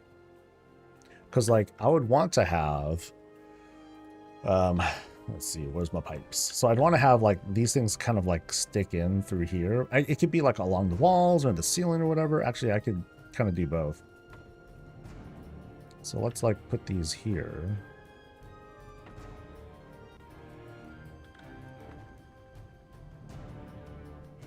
And the whole idea is, here, can I do another segment here? Oh, it's not even against the wall. Yeah, you know, I think a square thing would be better. Or, actually, let me just make sure that it is against the wall here. Yeah, that might work. This might work. So it'd be something like this. And then, okay, so there's a T shape there. So then I'd have something like this that is here. And then it'll kind of rotate out. So, yeah, that would be good. So then I'll connect all these things as is, kind of, if I can. As long as it, like, is flushed together for the most part. Is that lined up? That doesn't look even. Or my eyes are playing tricks on me. hard to tell. But then, yeah, I'll have to do it like this. Start from the bottom up, so that way it's easier to place. Right? And then I would use advanced mode to like pull these out. So this is just, so I'm just kind of doing example things of what I'll eventually do here.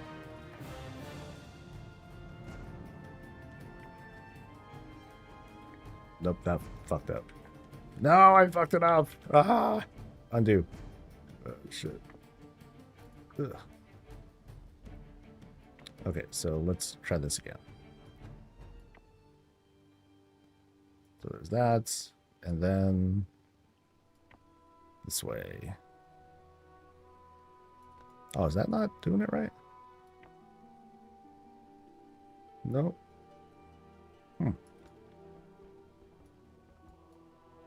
Yeah, I thought that was the, What did I do? Okay, so I'm gonna rotate that. Okay, so that's how I want it to be. And now I want to rotate this up here. But it's not doing it. So if I rotate it 75, okay, now it does it. I wonder why it's like that. Yeah, when I hold shift, it like gets all, there's like all sorts of fuckery with that instead. So now if I go and make another pipe, hopefully that connects decently. Not perfect. Yeah, I'll have to like push that down a little. Oh, actually it's not lining up correctly. They're actually, yeah, I know they're T sections, yeah, but I don't really need that. I just need to use like the L-shaped stuff. Yeah, if I just want to be like, boop, and then it'll just automatically like hook. That's the thing that I want, because right now I'm kind of left to do it like this. So yeah, I'd want to have like this kind of like a center generator looking thing. I just haven't figured out like what I want to do for it. Yeah, or maybe I'll just have like a bunch of like pipes that lead up vertically. Like that. So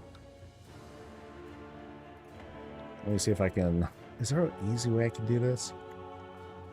Table. Let me see if I can pull this off. Let's see if this works. So if I take that, I make this bigger, and then I take this. Yeah, let's see if I can get this to work the way I want it to. So, take that, and then what happens when I just place it on? So it places on like that, and then I'll take this table. So that, okay, so this kind of helps me with like lining things up at least, and then I'll have to, once I place this thing down, which, okay, it's kind of odd, because if I try to put it down somewhere else, it doesn't let me do it, because it's an illegal move. Great. So how will I do this instead? Oh, okay, I know what I'll do. I will move that aside, and then I'll just kind of find, like, the center of the room, which is, like, this-ish, I hope. It's kind of hard to line up, though. So I'm on that line. Good. And now I just need to be on. Actually, that seems fine. Okay, so new blue post about add-ons. Sweet. Let's go. Let's take a look. Are we doing another reacty thing? Let's find out.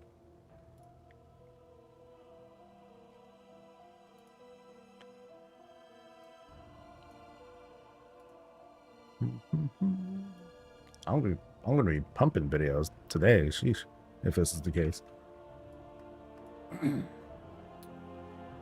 All right, we interrupt my pipe laying down stream thing to talk about combat philosophy and add-on disarmament in Midnight, aka they're killing all our add-ons and the game is being dumbed down. Yada yada yada. Let's take a read. As we move into the beta phase of midnight testing and invite a much larger wave of players in to experience the expansion and provide feedback, I wanted to take time to recap the planned changes to add-on capabilities and the accompanying broader changes to combat and encounters. This will be a long post, but stick with me, there is a lot to cover. Oh, they're not kidding, there's a lot. This is going to be long. Strap in, buddies. Let's go. Over the course of the past year, we've been talking about add-on changes, but that communication has been spread across multiple videos, posts, interviews, and ongoing conversations with add-on authors. This fragmentation has contributed to confusion and concern across the community. Definitely. The main goal of this article is to dispel as much of this confusion as possible and hopefully provide reassurance around these planned changes. To be clear, it is entirely natural for players who have spent countless hours experiencing Azeroth through the lens of their favorite add-ons to feel nervous about big changes to that ecosystem.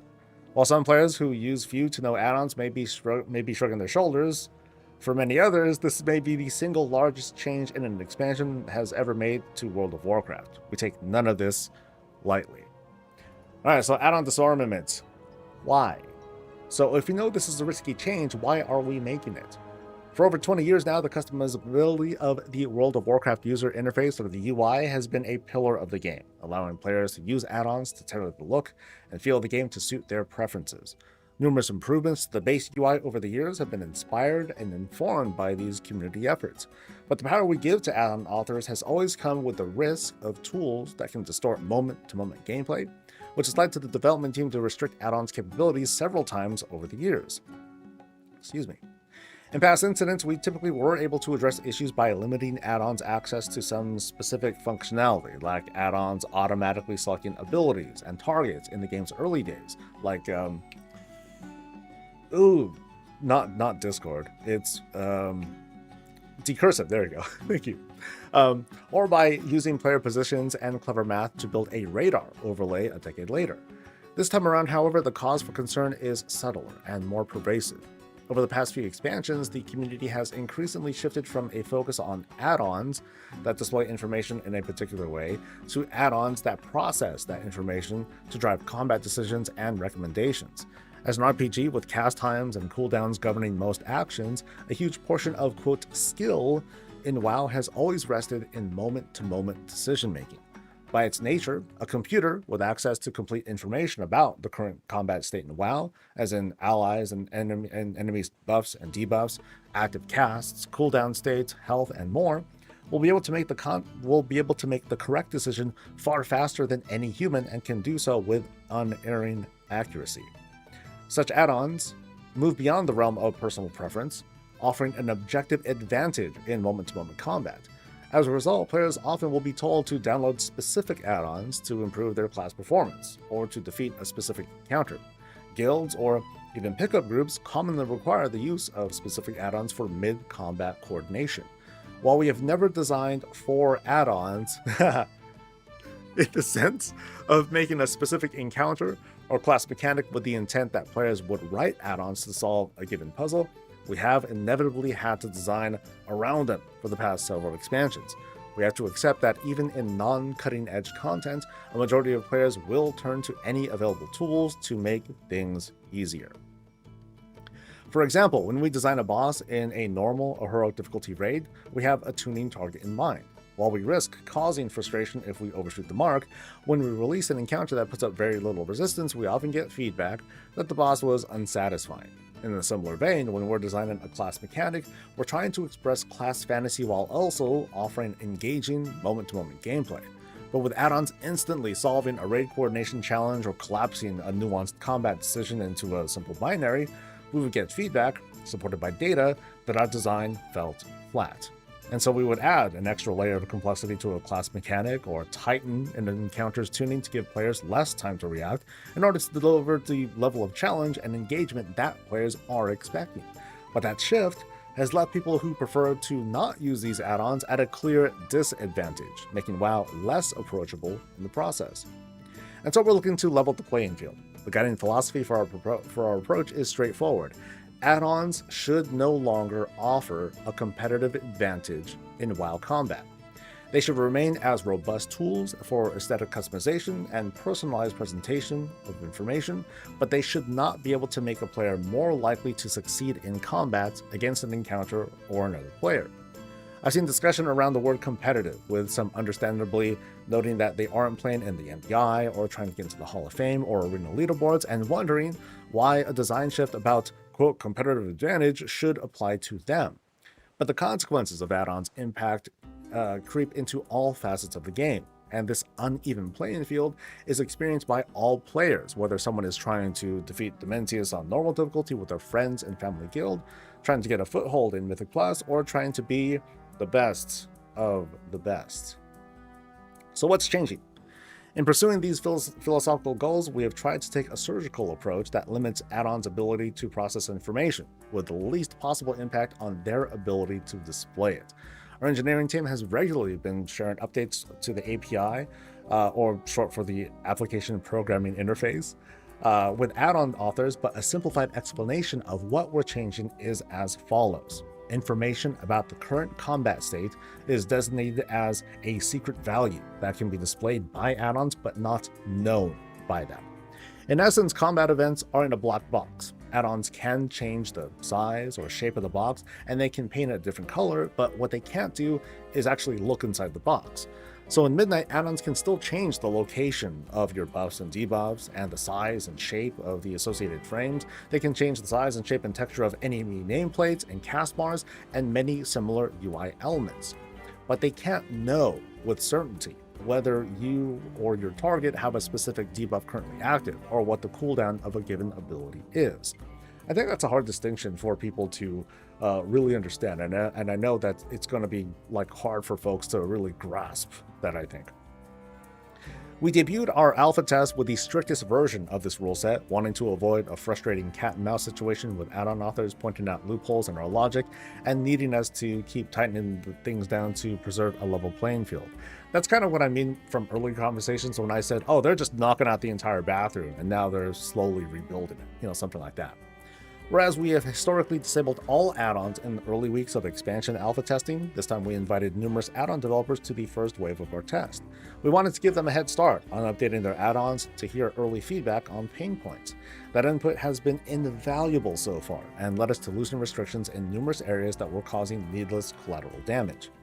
Even with this more focused approach, we knew that limiting add-ons' ability to parse combat events in real time would have a significant impact on a wide range of popular and benign add-ons, such as damage meters that offer immediate insight to performance, boss ability timers that have been part of a rating since the very earliest days of WoW, and tools that make the game accessible to players with a range of disabilities. So alongside the quote secret values project, our team has also been working on building up native solutions in many of these areas, as well as creating new API hooks to allow add-on authors to access protected information in ways that don't risk competitive integrity. So, this is them building add-ons, but also giving access to, add-on authors to make better stuff, because they will make better stuff. We've been rolling out the base UI features over the course of the year, and that will continue during the Midnight Beta. The upcoming 11.1.7 introduced the assisted highlight and one-button rotation tools to help players learn new specializations and improve overall accessibility. We implemented an early working version of a cooldown manager in the 11.1.5 update, which sucked, knowing that it needed a lot of iteration, but wanting to ensure that we're getting all the needed feedback in a live environment, although it sucked. Midnight will feature a much refined version, we hope. Midnight includes a new boss warning system, which allows players to see which boss mechanics are upcoming, while leaving the choice of how to handle them in a player's hands. We're in the process of adding a range of native accessibility improvements, such as built-in combat audio alert system that allows players to use text-to-speech and other audio cues for everything from player health to common combat events. And over the course of beta, we'll be releasing improvements to our raid frames for healers, a built-in damage meter tool with server-side validation, and more.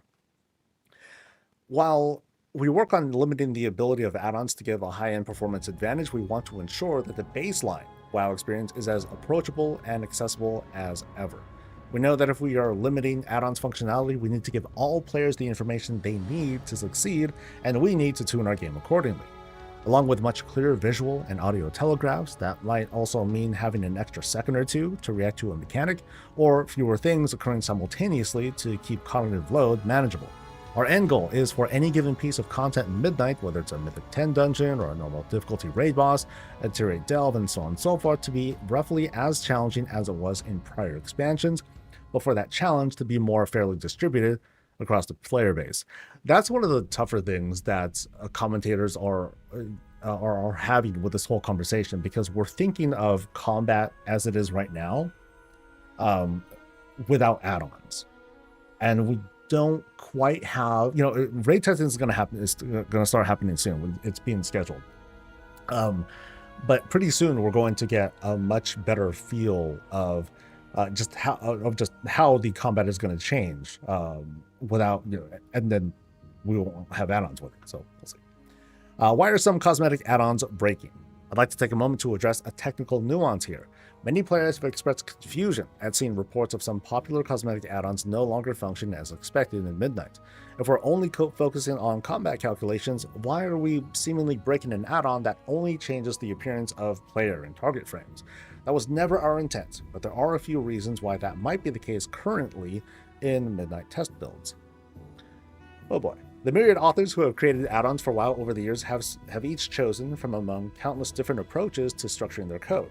As a result, two add-ons that provide nearly identical player-facing functionality might be quite dissimilar under the hood, and thus be affected very differently by the changes coming in Midnight. Some add-ons can and will work just fine in Midnight, but they have to be updated by their author. The work that they need to do may be very straightforward, or it may take a more significant amount of time. Every expansion in WoW's history has required tweaks to all but the simplest of add-ons, thus the out-of-date add-ons pop up with each new major patch. Other add-ons, however, rely on implementations that don't merely reskin pieces of the WoW UI, but rather rebuild them from scratch, using raw data about the current combat state. Unfortunately, that particular approach, while by no means inherently wrong, has limitations under our new secret value system. While there are some areas where we cannot bypass these limitations without opening the door to computational logic, we are trying to do everything possible to minimize collateral damage. That is to say, there will be damage. For example, recognizing that many players enjoy abstract and custom ways of representing their current count of runes on a Death Knight or Holy Power on a Paladin, we recently made all class secondary resources fully non-secret. Woo woo. We're committed to continue our work with add-on authors and with the community at large to provide support for robust customization within this new framework. We are more than halfway done, by the way.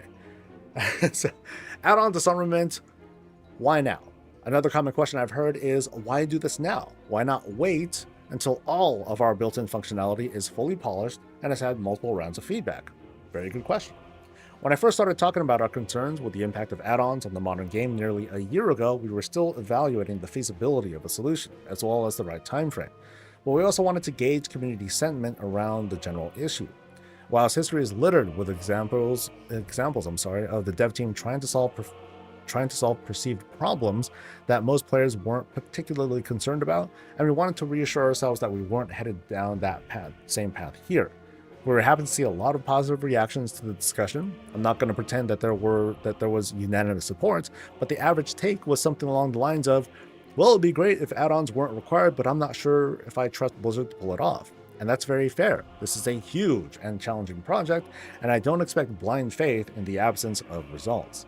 Convinced that we were on the right track with the aims of the project, we shifted to building a roadmap of what it would take to pull off this transformation.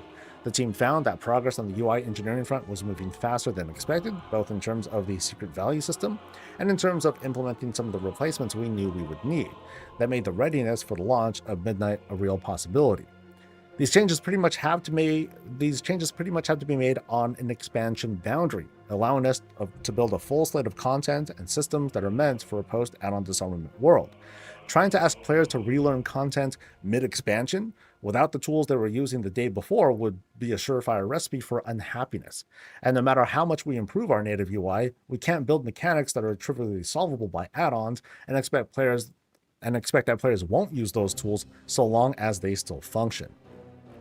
In the end, we're faced with the decision of either signing up for a couple more years of designing our content around powerful add-ons in ways that make it impossible for us to serve our whole community, or moving forward now and finding solutions within this new paradigm. And so add-on disarmament is what's coming in midnight, and the team is fully committed to giving the community all support required, tweaking the logic around what's restricted, and making new access points available to add-on developers in order to make this transition successful. The sort of TLDR is we changed our mind because it looks like we're going faster than we thought. One of the thoughts that I remember I had when they did decide to like really push forward with this, like I was actually one of those people who was like, hey dude, why don't they just do everything first, you know, and then let people kind of get a feel of it. It's going to be a little bit awkward because we're going to have, you know, nerfed mechanics and all these UI things, and we still have all our add-ons, and players are going to give feedback, oh man, this is like the crappiest tier ever because it's so easy, because you know, this add-on tells me instantly where to go, and now I'm waiting like 4 seconds to like do it. This is stupid. You know, we would get like that sort of feedback, which, you know, maybe some people wouldn't mind, but I think that's what they're trying to avoid too. So, all right, so what's next? As we kick off beta, we're excited to see a ton of new players get access to midnight content, but we're especially eager to see structured testing of the endgame. The changes to add-ons don't come in a vacuum. They're complemented by a new approach to building raid encounters, dungeon pulls, combat mechanics, and more. So we're looking forward to seeing players have that holistic experience, and we're looking for feedback not just on our UI or evolving add-on capabilities, but on aspects of endgame combat that might feel unclear or unfair without some of the tools you're accustomed to using.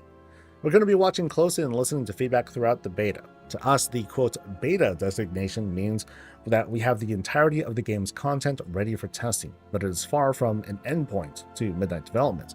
We'll be agile and adaptive in our close partnership with our community as we roll out regular updates in the weeks and months ahead, improving our base UI experience, adjusting our tuning or presentation of mechanics, and adding new functionality for add-on developers. Yeah, we'll see. Thanks for the stuff. More lip service. Cool. It's cool that they did try to condense everything that they have been saying into like a single post so that people can react to the whole thing. Undoubtedly, people are going to cherry pick and just kind of look at one thing and then refuse to like acknowledge like the rest of it. But I get aside from the little spattering statements that I made throughout this, like the big thing is testing is coming. I do recall seeing a raid test schedule for, I believe, next week. I don't know about Mythic Plus testing. I don't recall if they had talked about that, but that's going to be a big deal as well, because obviously Mythic Plus is like a big thing going on. Delve testing is also going to be important. That's going to start, I believe, next week, and we'll just kind of go from there. I think one of the bigger concerns right now is with the add-ons that really don't have like a combat related, they don't have a relationship with like actual combat. Like I think most recently people were talking about how there are no chat add-ons that work. So I'm going to be curious to see like how Blizzard handles those. Although I do think that at least what their focus is on right now is how it translates into actual combat and all these add-on changes. And that chat might be something that's arguably easier to deal with. If not, they might just like lock people out, but that's beyond my knowledge set. But what do you guys think? Are you guys convinced, or is this corporal lawyer speak all over again? Let me know in a comment. Stay safe, stay healthy, and stay breezy. All right. Something console stuff. All that shit over again. All right, let's go. We're all working. Please work hard drive. Cool, it works. Yay! That's a long post, man. That was a long post. I'm gonna have to chapter this. I need to chapter this post. So, yeah, I'll just keep track of like where I'm reading and then make little separators, because yeah, folks will want that. Gotta help them out a bit. Thalia, hey, what's up? And thank you, by the way, 47. Did I miss anyone else? I usually do that. Lathias, thank you very much for subbing. Thanks to Morphexi as well. Sorry I missed you. All right. So we're making stuff. Oh, I had the music going the whole time again too. Oh shit. Okay, so I think I just actually no. I will use this. I'll use the mic audio. It doesn't sound as good as like the main stuff, but it's okay. Yeah. Whoops on my part. Whoops on my part.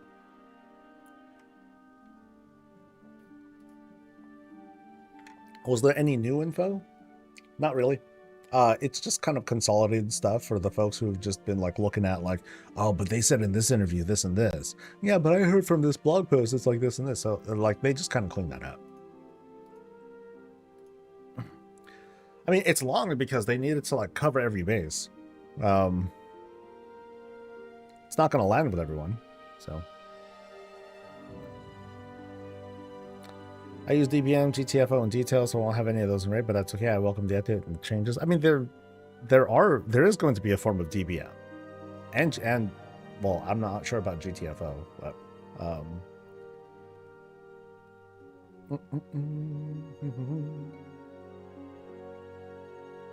talking about face value, I don't think it's a great direction. I'm not impressed with what they have done with the interface.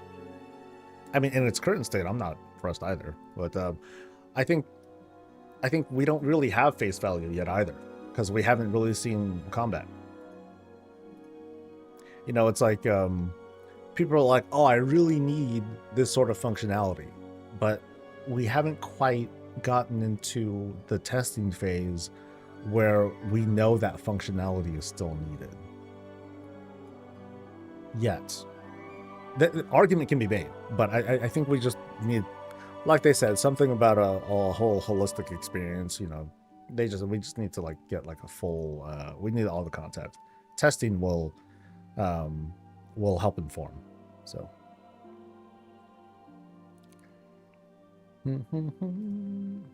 Grim's a big fan of the raid frames, though.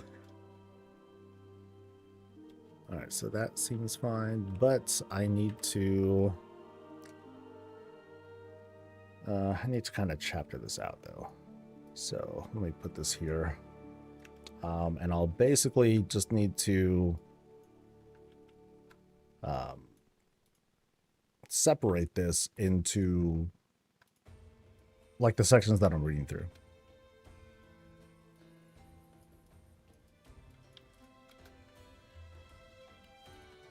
So something intro.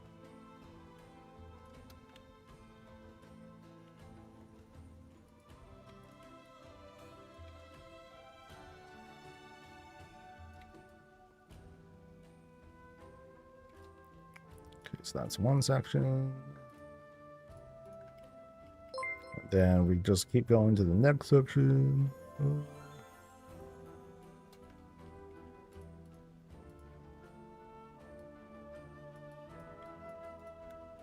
Section 2. And then I'll just need to make sure that I label these.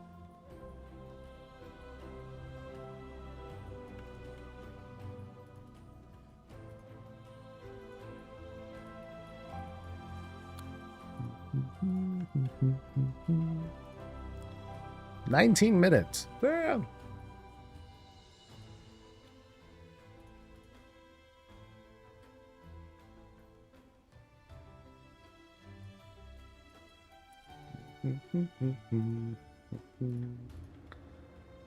That's a long one. Holla. Let's see.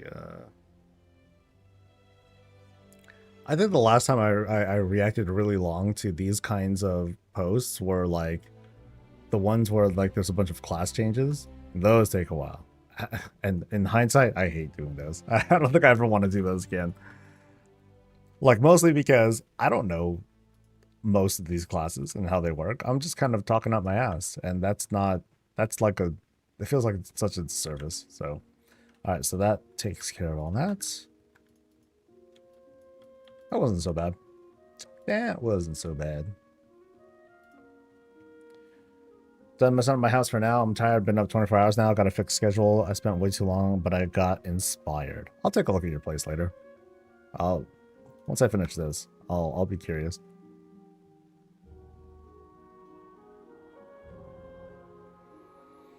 The raid frames are just switched from a grid copy to a cell copy. It's amusing. They just only popular raid UI designs twice. I mean, hey, if they're good ideas, then fine, just take it. What's wrong with that? Could have padded out with some speculation and rage rate. No, but you know me. That's like super out of character for me. I'm like super shell. That's like that's more my vibe. Like I'm the audience who's like shrugging. You know, I'm the shrugging audience. I'm like, sure, whatever. You do what you gotta do, man. It's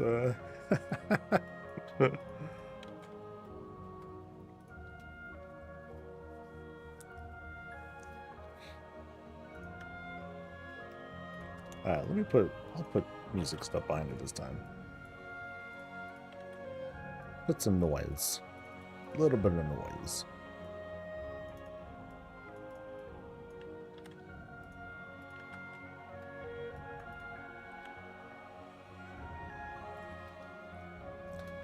Alright.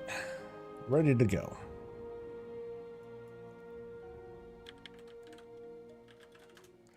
Boo, boo, boo, boo, boo, boo, boo, boo, boo.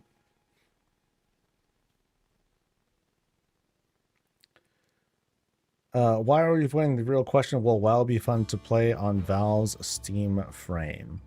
Steam Frame? What's that? I know Steam Deck, but what's Steam Frame? We built a UI and it came out of scraps and actual classic. I'm sure we'll be fine in the end. I like that. I like the I like the Iron Man reference. There's so I finished watching season one of Three Body Problem, and at the end there was a cool quote, and I don't know if this might spoil. This might be a spoiler, but can I rephrase this at all?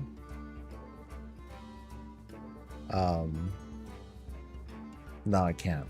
Damn. It had something to do with bugs, though. It was a good one. Well, okay. Yeah, it was a decent quote. I liked it. Good show so far, though. By the way, if you have a Netflix account, check out Three Body Problem. It's pretty good. I noticed there are a lot of big names in there too, like showrunners and producers and stuff like that. I'm like, okay, these are familiar names. I think I remember these people were pretty impressive.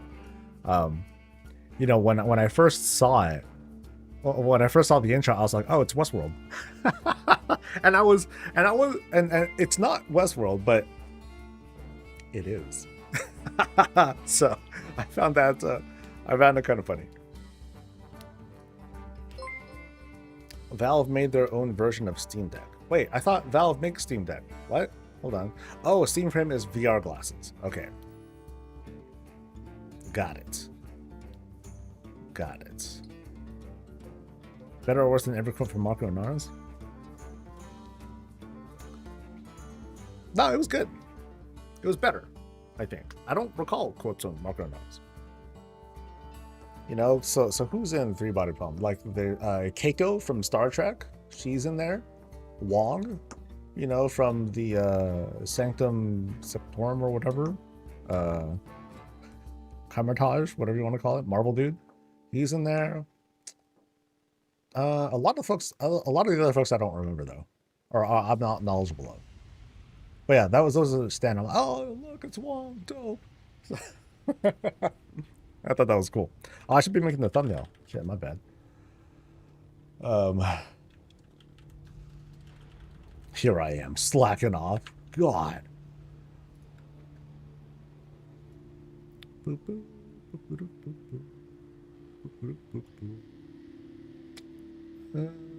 I don't have I have no thumbnail.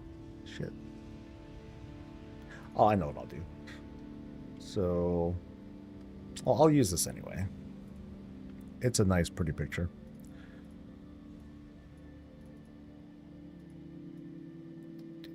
Dude, this wind, dude, the wind here is like pretty fierce today. It's kind of wild. I like hear the whistling and everything.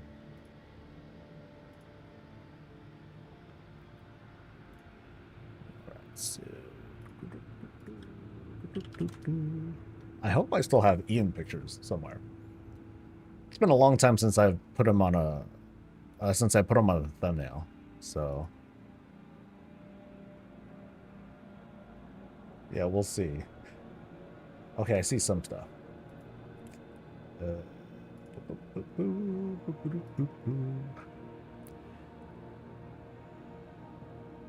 Steam is also releasing a new PC. I think the newly announced Xbox, pretty much the same thing, same kind of thing. Will work with all Steam games. I thought they've been doing that though, haven't they? Yeah. Oh, I remember this. This is an old meme picture that I made like way back in the day. Him rejecting. What was it? In on the possibility of high elves as an allied race. Yeah, that was like, you know, that was one of the few memes that I've ever made in my life. Anyway, here we go. Here's my preset Ian picture. All right. Now I need this one. And oh no, I can't do that. No, that's not gonna work. That's not gonna work. Okay, I know what I'll do instead. Let me load my main client. I need angry Ian. There's an angry Ian.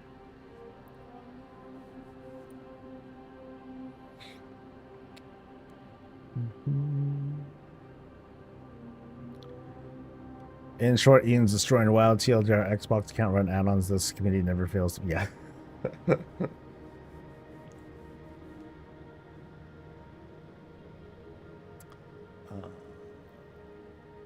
Yeah, angry Ian is posting on forums talking about how Cthulhu is mathematically impossible. that's you know, that's angry Ian. So this is what I'll take a screenshot of. That'll do. And I'll just have a big old thing with that, and that'll be my background. Easy. That's a cool shot, though. But,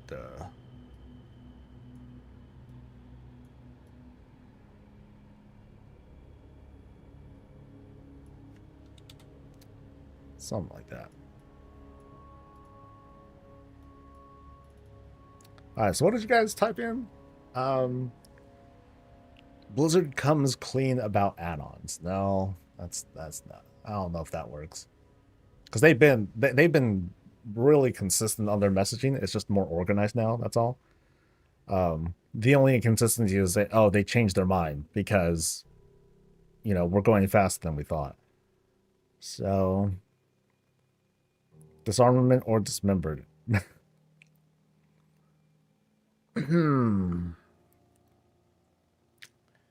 Blizzard settles the add-on purge rumors. Blizz add-on revelations. Give me, yeah, just vomit stuff out.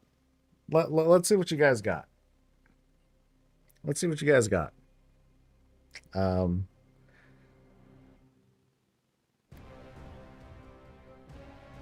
Soul Lace Pipe. Blizzard explains add-on philosophy. Re-explains add-on philosophy. Blizzard sets the terms of add-on disarmament. Disarmament.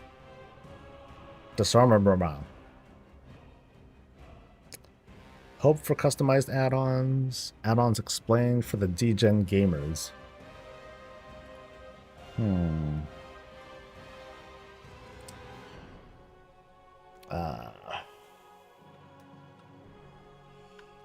Disarming add-ons. Come on, move thing. Okay. Add-ons. Fucking really? Ah!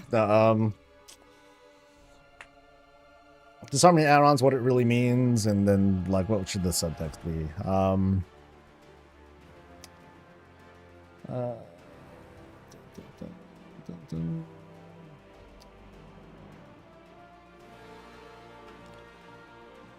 All the clarifications, all the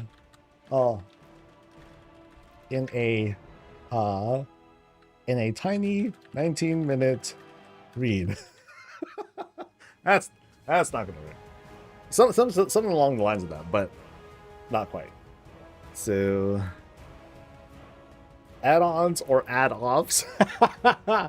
that's kind of cute. That's kind of cute. You think you do, but you don't. Oh man, that would totally direct it right onto me. Oh man.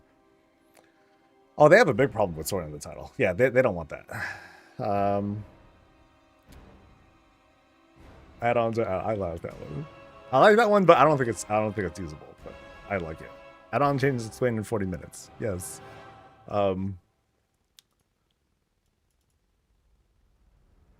Add-ons or add-don'ts. That doesn't quite work though. I like add-ons and add-offs. It's more like add-dos or add-don'ts, right? That won't quite work. Blizzard triples down on the add-on update. Oh, it's Blizzard repeating the shit they've been saying, if you've been keeping track.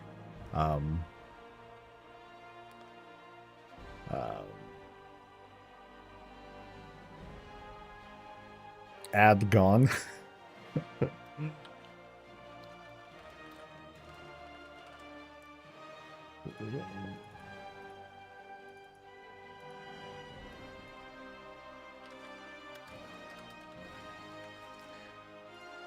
Something like this.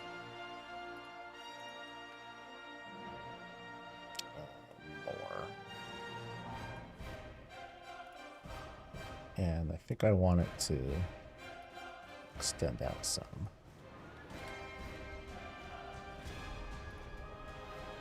Does it need to pop? No, he's a person in front of text. He already pops. Add-ons, the war within. That's clever too. That's pretty clever too. I remember I made another meme once upon a time where I took the no, I don't think I redid the logo. But I just called it World of Warcraft, the war with Ian.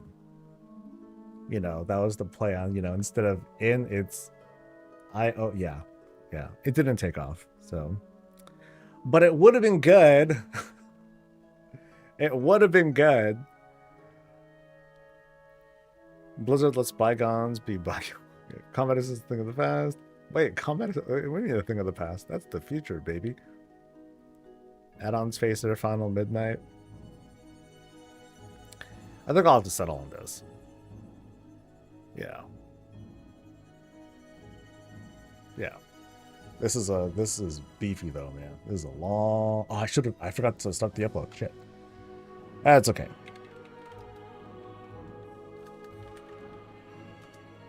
It's okay. My slow ass internet will handle this just fine. Just fine.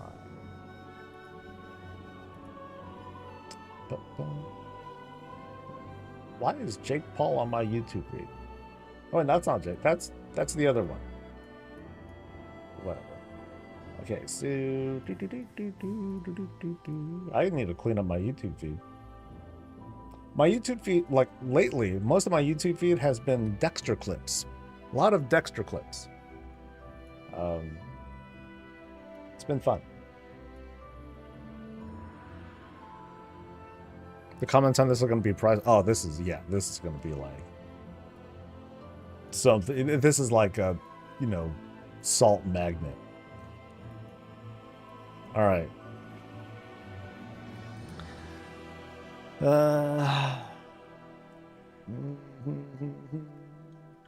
Ian says all the shit you've been seeing if you haven't been paying attention.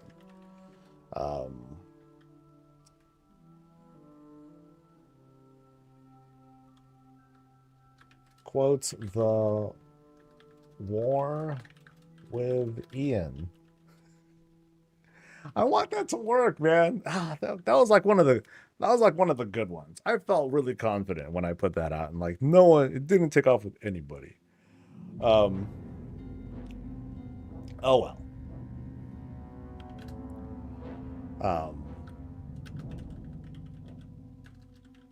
Blizzard's very long statement on add-ons. Everything said so far. Wow. Midnight curfew for add-ons. Housing killed add-ons. Add-ons, and you thought tariffs were bad. You've been getting John Wick clips? Oh, that's an easy one too. I get lost in those. Actually, John Wick was playing free on YouTube for a little bit. A couple of them. So I was like, oh shit, I'll watch this. Hell yeah. They got much more accurate recently with recommendations. One single video you watch and they just flood you with 10 different videos of the same thing. Yeah, like because it depends on what I'm watching. Like usually I'll watch like TV clips and like that's fine. But sometimes I'll watch like something from CoffeeZilla or something like that, and then all of a sudden I'll get those sorts of news, like legal stuff. Because I also watch Legal Eagle, so sometimes I'll get things like that too. So like what I'm seeing, it's like it's one of the Paul brothers, and like the legal shit that they're in. Not exactly like, oh, they made a video, and you know, it's nothing from them. You know, what's up, Smash Effect? How you doing? Add-ons being gone just makes you more eager to play. If it's detrimental to the game, it's overdue to being removed. I mean, like I said earlier, like I'm one of those people who just kind of shrug their shoulders because I don't feel like it's going to affect me at all, really. The one combat add-on that I rely on a lot is and I forgot it. Is DBM for timers. And that's happening. The one thing from WeakAuras that I use is a hotkey that lets me very easily place down world markers. I want something like that, so I'm gonna be on the lookout for a tool like that, because that was really helpful for especially during the progression of Brood Twister in Nurubar Palace. You know, where you have to like throw down a whole bunch of you have to like destroy a whole bunch of different I forgot what they are. Tentacles? I don't know if they are anymore. We had to lay down a whole bunch of markers like in quick succession. Eggs, there we go. I'm sorry guys. We had to throw down markers to destroy eggs really quick. And that's where I was like, okay, let me find a solution for it. And then it was a WeakAura that I found for that. That let me hotkey that shit real quick, and that was really useful, really useful, and that made it fun too, because I'm like boom, boom, boom, boom. Now the thing is, that actually is a pretty good example of where add-ons give you a quote competitive advantage. Obviously, anyone can just download those add-ons, but that's another point. Blizzard's point is you shouldn't need to download an add-on to get that functionality. So what would be the solution there? One would be give me that sort of functionality, build that into the game. That's one way to go. The other would be don't give me that sort of need for quick reactions. Like if I can't use world markers, I'd be cool with using pings to like boom boom boom. That would work too. So yeah. Anyway.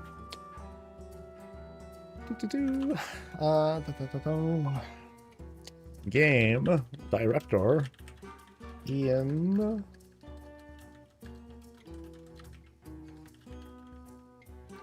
Okay. Calm down. Put together all the statements being made over the past year regarding add-ons, add-on disarmament and combat changes, encounter changes, coming in midnight. It's long. It's long. What more can I say, baby? It's long. Alright, where's the post? Where's the post? Where's the post? The post. If you want to read along.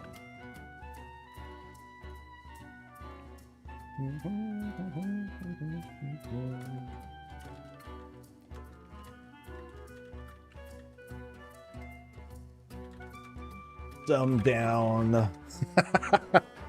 There's not a whole lot of value in tags, by the way. Dumbing down. Dumbing down. Beta testing. Plus.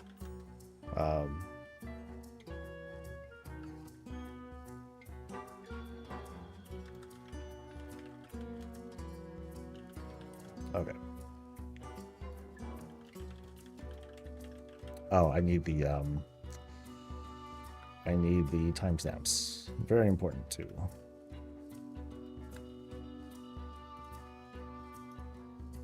So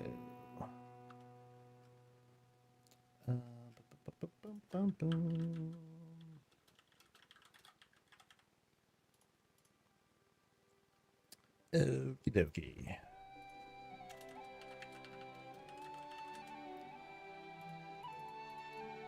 What? $1.51. Why? Why? 558. What's changing?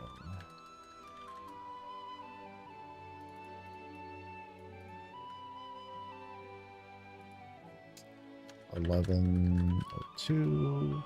Why are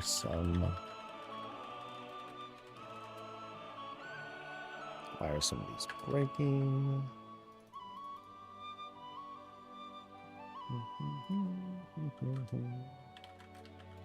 Why now? It's gonna suck. Yeah, it's gonna suck when I inevitably see comments where, well, they could have done this sooner and blah blah blah. You know, either just kind of like overshooting or dismissing the point, or how should I rephrase this? Talking over the statement and just saying, well, they could have done it sooner. Yeah, I'm sure we're gonna see quite a few of those. And then last one was 16.7. What's next? That'll do.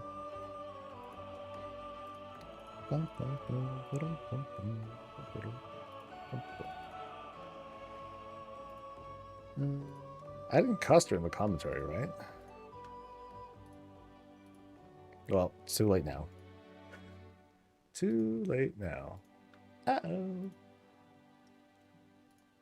Okay, so do the timestamps appear? Good, they appear. Sweet. So all the way to the end. There's the thing. Cool.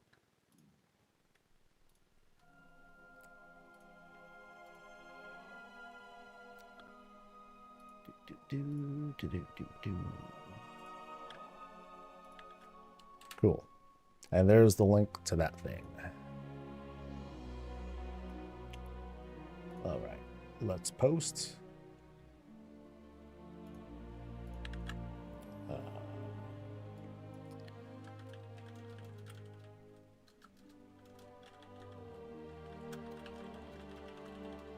In case you want to listen and don't want to just read bullet points.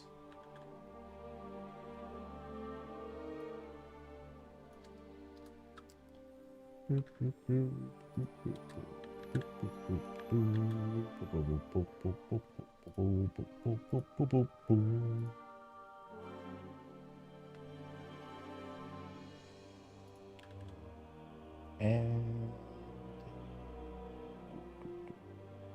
boop.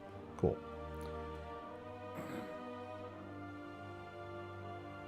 Ian tells high-end players, shut the harsh.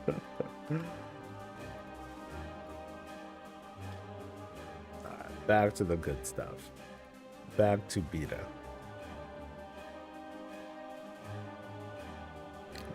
Do I A/B test my titles and thumbnails? No. Most of the stuff that I do is reactionary, so I want it to go out now, and it takes a while to do those tests. Yeah.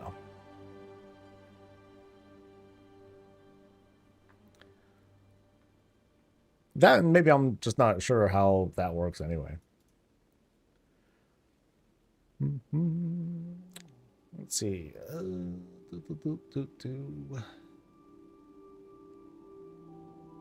I had to use like shift control to do the marking. I think I used like a alt Q or something like that to do it.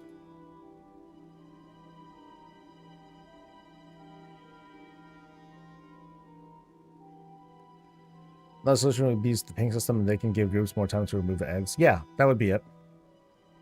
I think, you know, so there are solutions to it. But having that tool is really useful too, just because I don't need to, you know, even if I'm out of combat and I'm just in the planning stages, like, it's just annoying to, you know, go to the thing, click it, reach over, lay it down. Like, that part was just kind of like, Armageddon. Oh, that's cool. That's not bad. It's not gonna work. It doesn't work so good for non-English speakers, but that's not bad. That's not bad. Nice intro. I like it better than to dub dub. Ian cannons versus poor add-ons. Okay, so what was I doing here? Oh yeah, I remember what I was saying. I wanted to I wanted to take, okay, why does it go straight when it does that? That's odd. So if I go advanced mode, that's fine. So if I did that, and then I want to take this, and yeah, so I just want to put this on top. Okay, so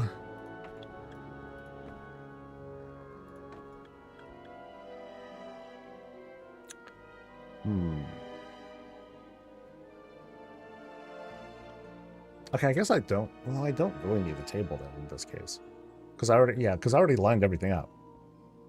Like if this table was elsewhere, then I wouldn't have to worry about it. But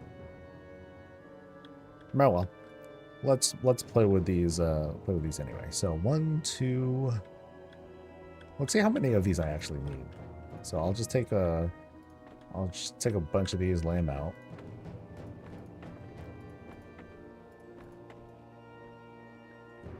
Oh, you know, here's what I can do, actually. If I put these, like, okay, yeah, so I put them all on top of each other, right? Kind of like that. And then what I can do is use this tool to rotate all of them at once. Oh, wrong way. All right, so I could just do that instead. So that at least is helpful from a grouping standpoint. So yeah, I guess I didn't need the table at all. I could have just used this instead. And now it's all fuckeried. Oh god, now it's doing that thing too. No, it's disobeying. Okay, so if I, okay, let's try this again. So if I take this, I go to advanced mode, and then I raise these up. Now I should be able to safely move these without it, without the fuckery. So nope, that didn't do it. Fuck. Why? Why you go horizontal like that? Okay. How do I step this out? Are the two musics? Oh, I think they're off. Yeah, my bad. Let me turn off the normal music, and I'll just let the housing music play.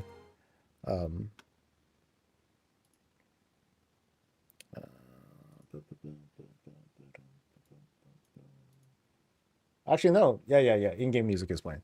All right, so how do I get this to obey the way I want it to? Because I do that and it just lays down, and I don't want it to do that. That's kind of messed up. But this all moves. Turn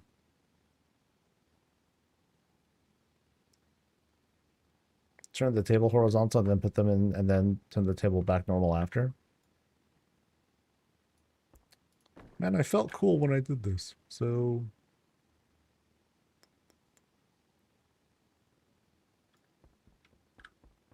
yeah, I don't like that it does that. So how do I bug this really?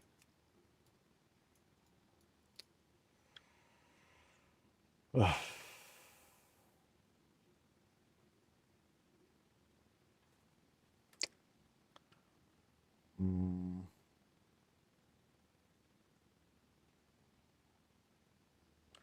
When taking a... No, I got to do this in steps.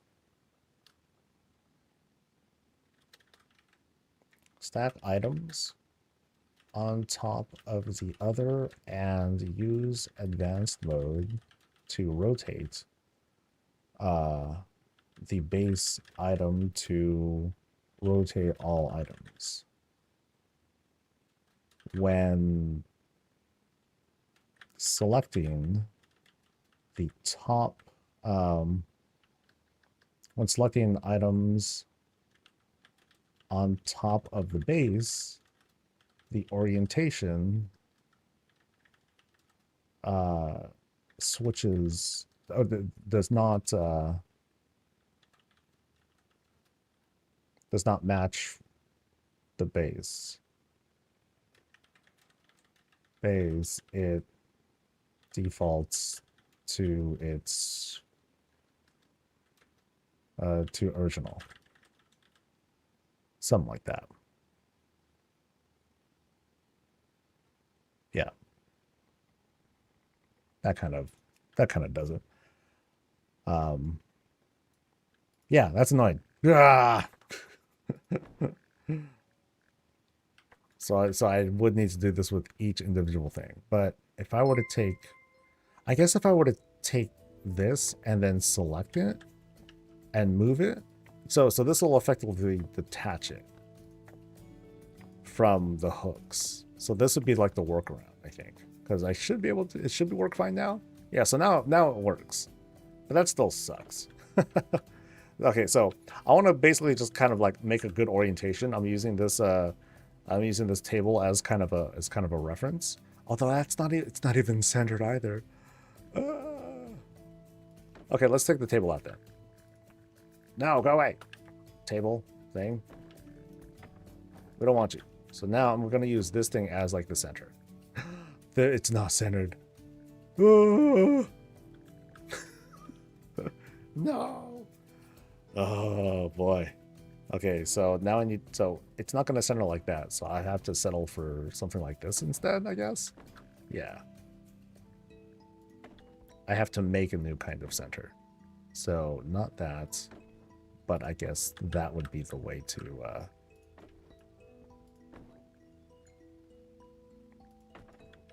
do it instead. So this, so yeah, it doesn't line up great, but this will work. I can kind of go with this.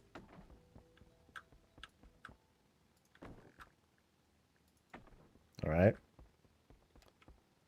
And then 1, 2, 3. So 6 is enough to make the kind of center that I'd want here. Now it's round. It's just that the grid doesn't quite align with it with these particular items at this particular size. So a little bit more to it.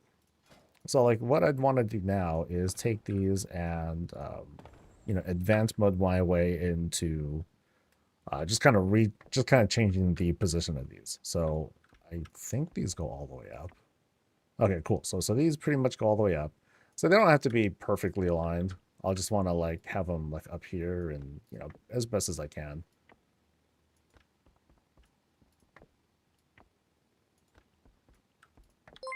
So like this would be the start of the makeshift generator room of sorts, which could be kind of cool. Not sure if I'm a Fallout series fan. Season 2 trailer just dropped today. Oh, nice. I would do it, but since I'm dual streaming on YouTube, like YouTube will not like it if I were to play it. Oh well.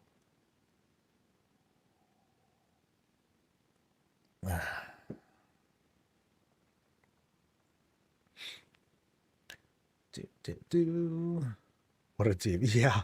Oh my god. Oh, 10. Any word on the timeshare, by the way? I don't know if I got a text from me or not.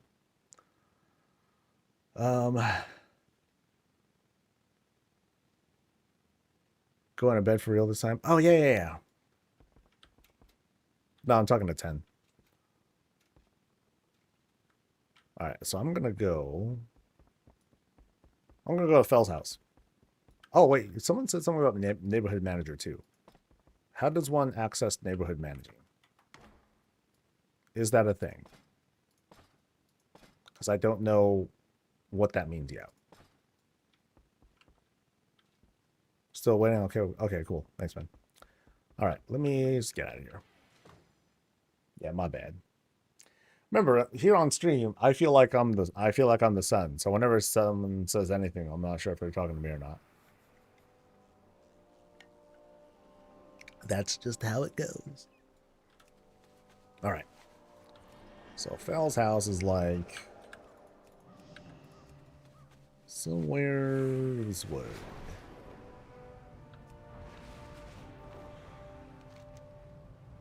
It'll be really cool if at some point like the view distance for like all the houses is like really far, and then we can see like just like some of these ridiculous creations like from a distance. Here it's a bit more different. Here it's a bit more obscure because there's all these ashara trees in the way.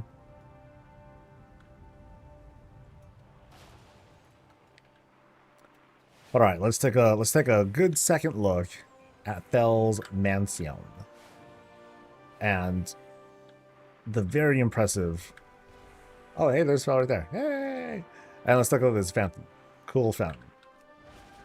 Oh, I think he made these bigger.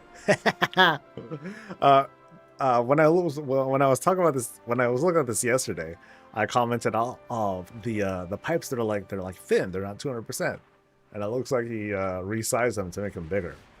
I almost feel like these need to be like triple thick just to create that weird industrial look to it. But he made it work. And I know that this is like a big pain in the butt to put together right now to try and get these pipes to work correctly. So what he did here, he used two corner things to create the angle. Because I think before, yeah, I think this is another example of what he did there, where he just had like single angles, you know, just L shape. But then here he did something where, you know, it's a bit more gradual.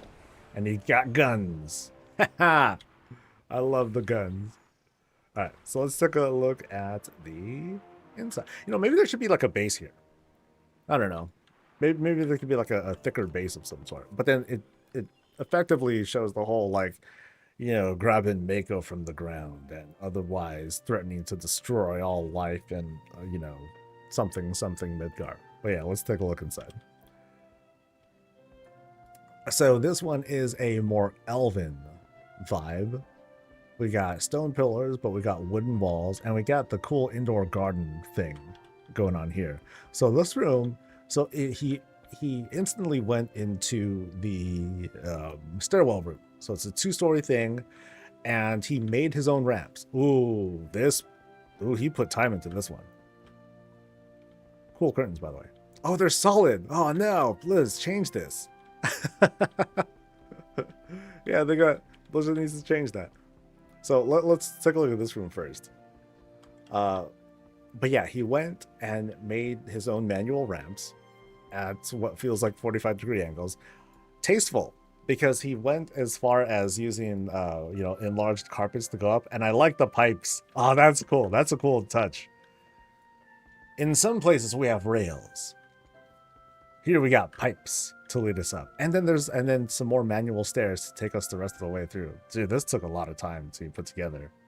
all to have like the little private nook while kind of listening in for like who comes downstairs. And then you're like, okay, cool, I'm just gonna rain a fire at the dudes that are downstairs and whatnot.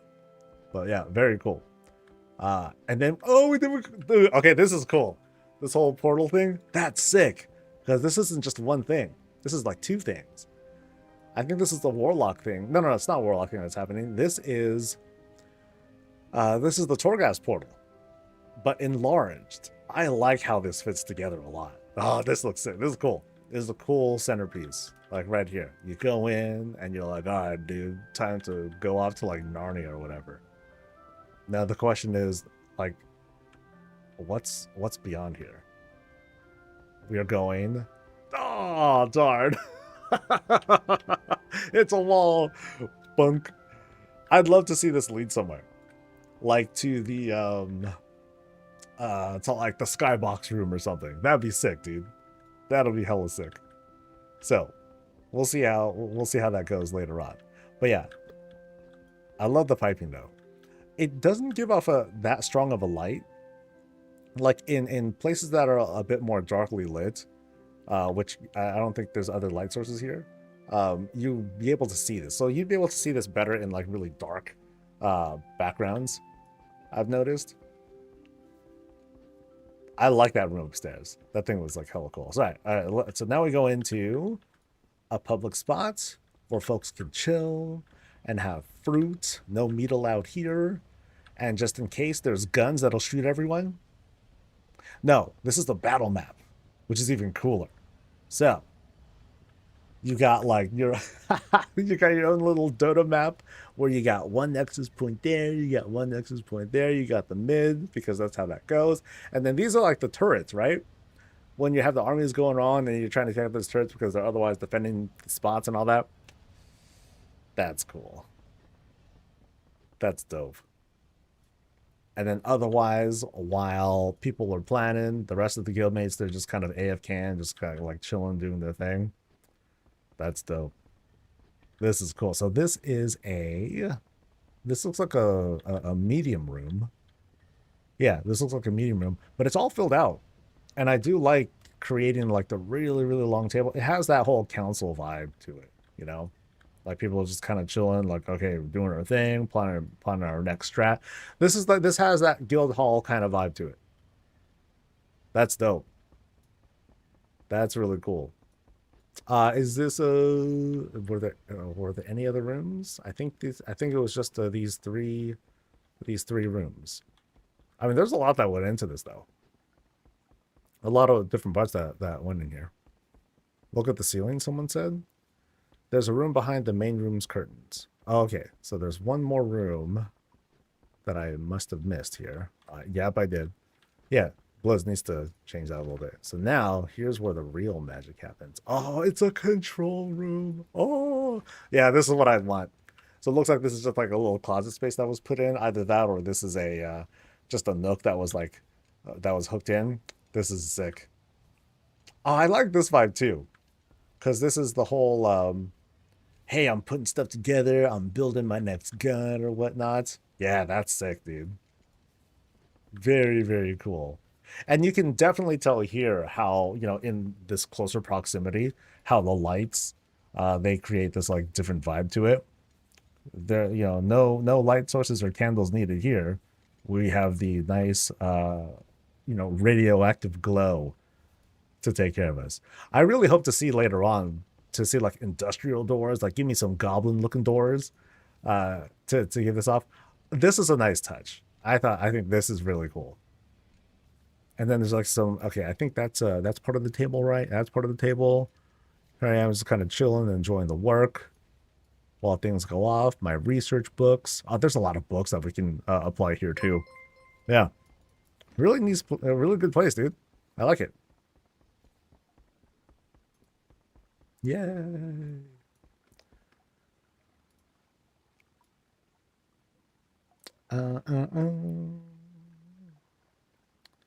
Look at the ceiling. Okay, so someone said something about a ceiling. So we were up there. Ah, and then you put up some extra lighting there. We have the vaulted ceiling for, oh, this is not a, wait, is this a square room? I thought this kind of vibe was something for the rectangular room, but maybe I'm wrong. Yeah. Look carefully at the base of the tree. Yeah, there's some details. Oh, like the foliage right here, right? Along with the extra portal stuff and like benches to sit and hang out. Well, one thing that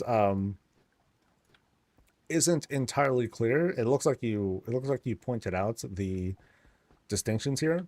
Like especially for stools. Here, like here I'll do a test here. So that I'm facing a certain way, this one I'm facing a certain way.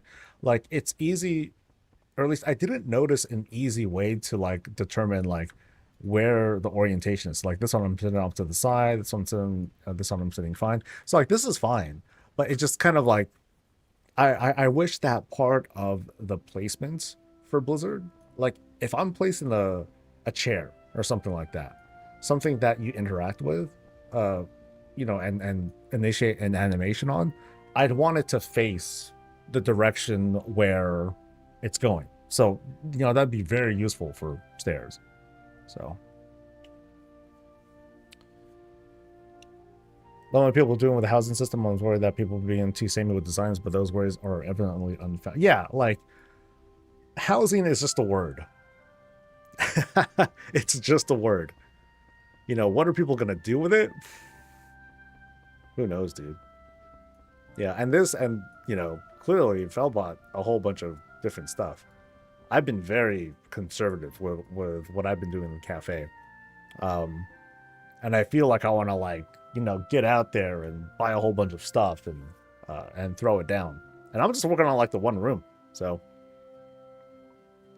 the rod can be pumped into the street. Oh, is it? I must have missed that.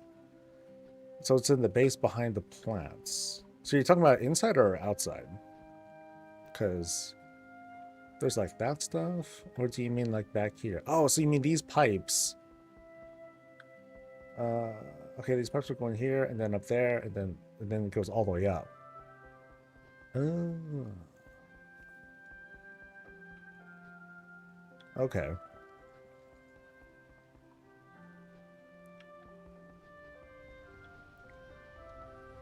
I think my favorite part was, oh, okay, I like everything here, but I felt especially wowed. I was audibly impressed with this. I thought this was like the cool thing. I think the next thing that you gotta do is just have something on the outside. Have this obscure the next thing over. And then make it, you know, a room or outdoors, or just something that's like a totally different vibe altogether, you know, to make it feel like you're traveling to like somewhere else entirely. So pulling off that sort of effect, that'd be dope. That'd be so dope. Not in the Kale, I'm with you. I'm not as creative, right? You know, I feel like I'm being very simple. I just want to make something cool though, you know? What's the quote? Comparison is the thief of joy. You know, it's very cool looking at these things for inspiration and everything, but in the end, you know, what you want to make for yourself is just what you want to make for yourself. And whatever it is that you do, you should be proud of it. So this is what I was testing on the PTR. It will lead into the second half of the house. Yeah, that'd be neat. I like this effect. Yeah, I don't know. I don't know if I would do anything with it, you know, but it feels like something I'd want to borrow. But yeah, this is a rug, right? I have a feeling that's just a rug to create that sort of effect. Because yeah, what we would need is some sort of, and you know, actually, you can walk through the rug. I'm pretty sure you'd be able to walk through the rug, and then boom, you could just pop out somewhere else. Yeah. Cool, man. Cool. Let's get out of here. Not that rug. Oh, some of them. Okay. Oh, that sucks then, because that's like one of the few rugs that are like of a mostly solid color, you know? All right. There's a portal in midnight that has a fully opaque visual effect. Okay. Yeah, so when the time comes, we'll see more. I do wonder what's going to happen to other parts here in the neighborhood, because there are clearly parts here that are like under construction, and I wonder what this means. Like, is there a meaning behind this, or is this just going to be like, are these guys going to be working at this for like a decade? You know, because we have all these like different little, well, we have all these different little spots for like role play and everything, and like, you know, those can be considered done. But then there are other places that are just like under construction too. So I'm wondering what's going to happen later. I'm hoping, and also not hoping, that they do some sort of like permanent neighborhood progression. Like, hey, if your neighborhood gets this far, then you're going to unlock like permanent fixtures and features and whatnot. I wouldn't be a fan of that. Like, it'd be cool, but I wouldn't be a fan of it either, because it's going to make people feel like, oh, well, my public neighborhood sucks because it's not as progressed. So now I feel like I need to join a neighborhood, and I think that would be antithetical to what they're trying to do here. But it would be so cool.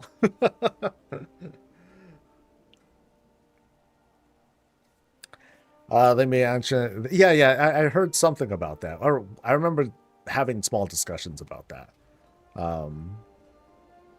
We kind of joked about it too. Like, someone was like, "Can we get our own like special herbs?" And then I think one of the devs was like, "What kind of herbs?" And we're like, "Yeah, we know what you're talking about. We know what we're talking about." Then they say we're doing a leveling system with neighborhoods. No, they haven't really mentioned like leveling with neighborhoods. The only thing was with endeavors, which is a monthly thing. So it's gonna feel kind of weird when we, like, for example, right now we're on the endeavor with the Blood Elves, and we're helping out these artists doing their thing. And you know, let's I'm gonna hoof it. I'm gonna take a look at the main area, and I'll do it on foot, so we can enjoy some of the other things that that people have made. But yeah, we'll head over to like that location ish. I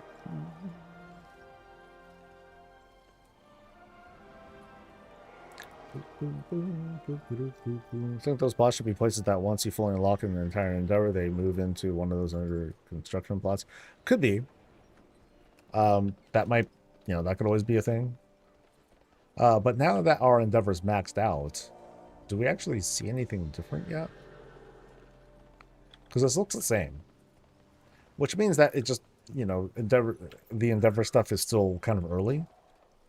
And, you know, we're not sure if we're going to see this stuff in early access. I have a feeling we might. Like, they might just have one endeavor going, and it's going to run the whole way through. So that everyone... No, actually, no. I don't think they will. No. Here's why. Here's the main reason why I don't think they're going to have endeavors from the very start. And it's because you can hard farm endeavors forever.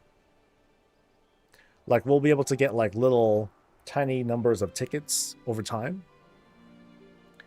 even from just passive gameplay.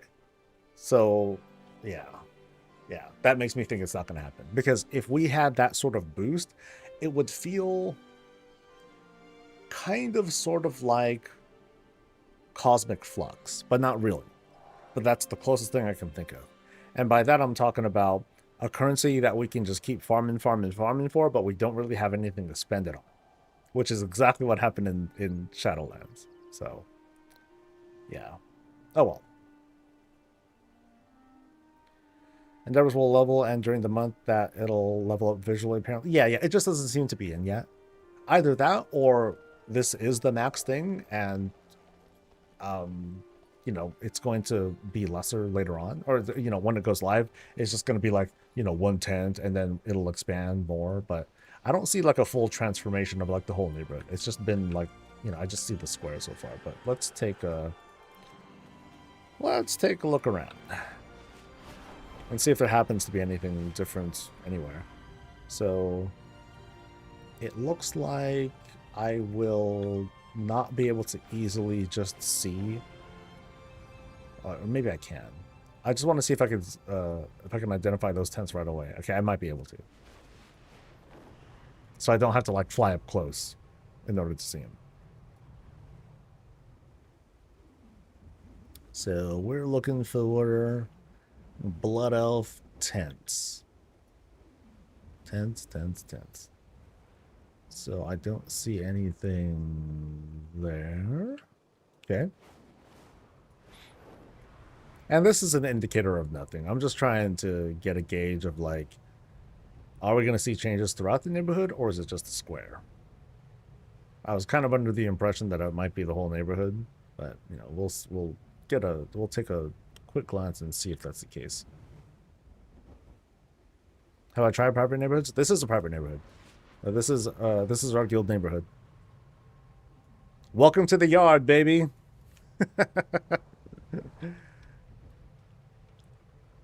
One of our guildmates made the suggestion, and it kind of stuck. So this is the yard. And here's a super isolated plot. Eeh, where's this one at? Oh yeah, all the way down here. Damn. So this actually wouldn't be a bad spot to like, boom, cannon. You know, right over there. So if you just wanted to be at least like out of the way, but I also wanted the I wanted the elevation. Elevation important.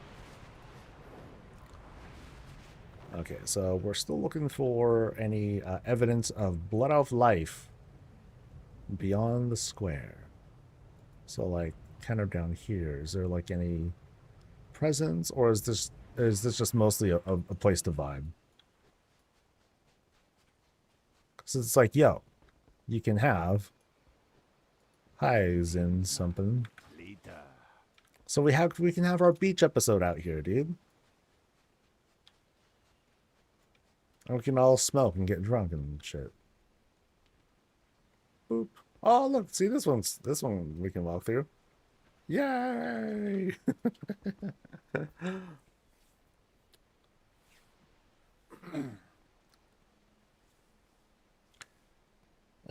I mean, a non-guild charter neighborhood? No, I haven't. I have not tried that yet.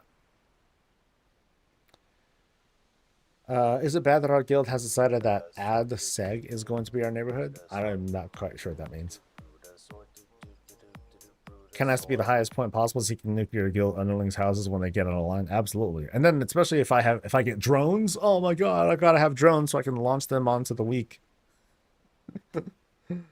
Thank you to Trusco, by the way, for the prime. Appreciate it.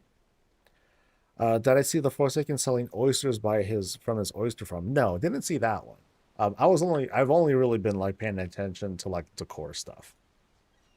And hell, even look around the neighborhood, you see some inspirations of things. Like, hey, you want to just like have a little underhang where you want to just like kind of chill. There's the gazebos that are being flanked with like these. Like this makes it like nice and easy. You know, heavy leather stuff. Although these are solid. And these are not solid. Oh, fascinating. And then here...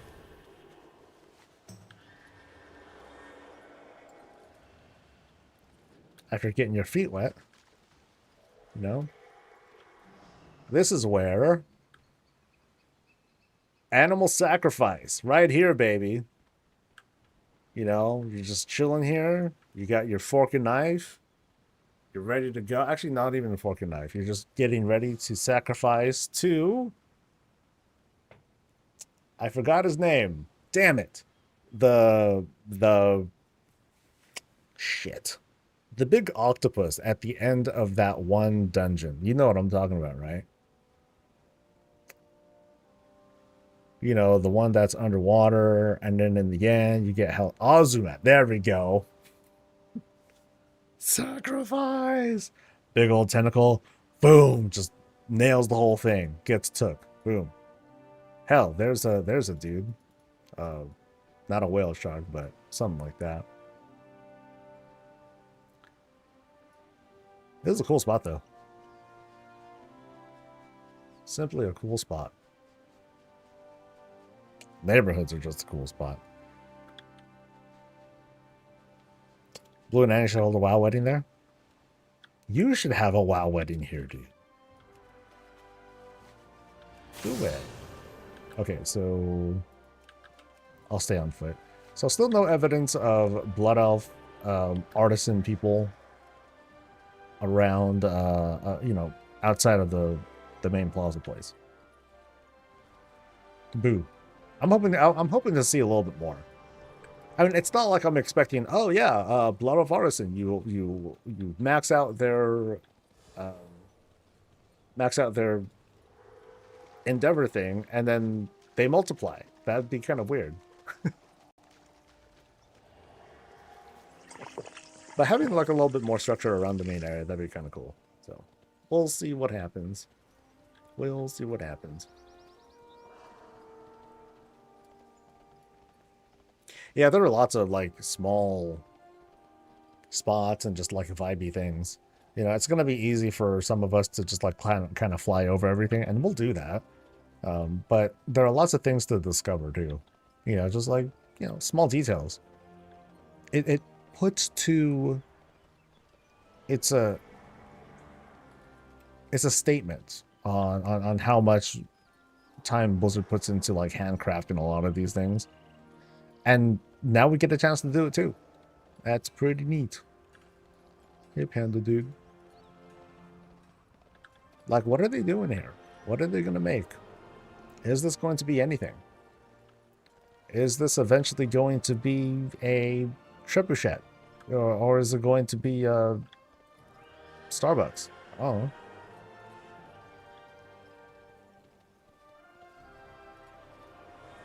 Question: Can an alt not part of the guild roster visit a guild neighborhood? Absolutely.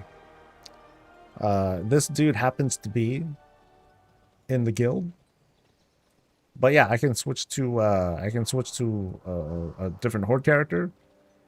I can switch to an alliance character, and teleport to the house. So all your characters will always have access to the pull down here, and then go to the neighborhood of their choice.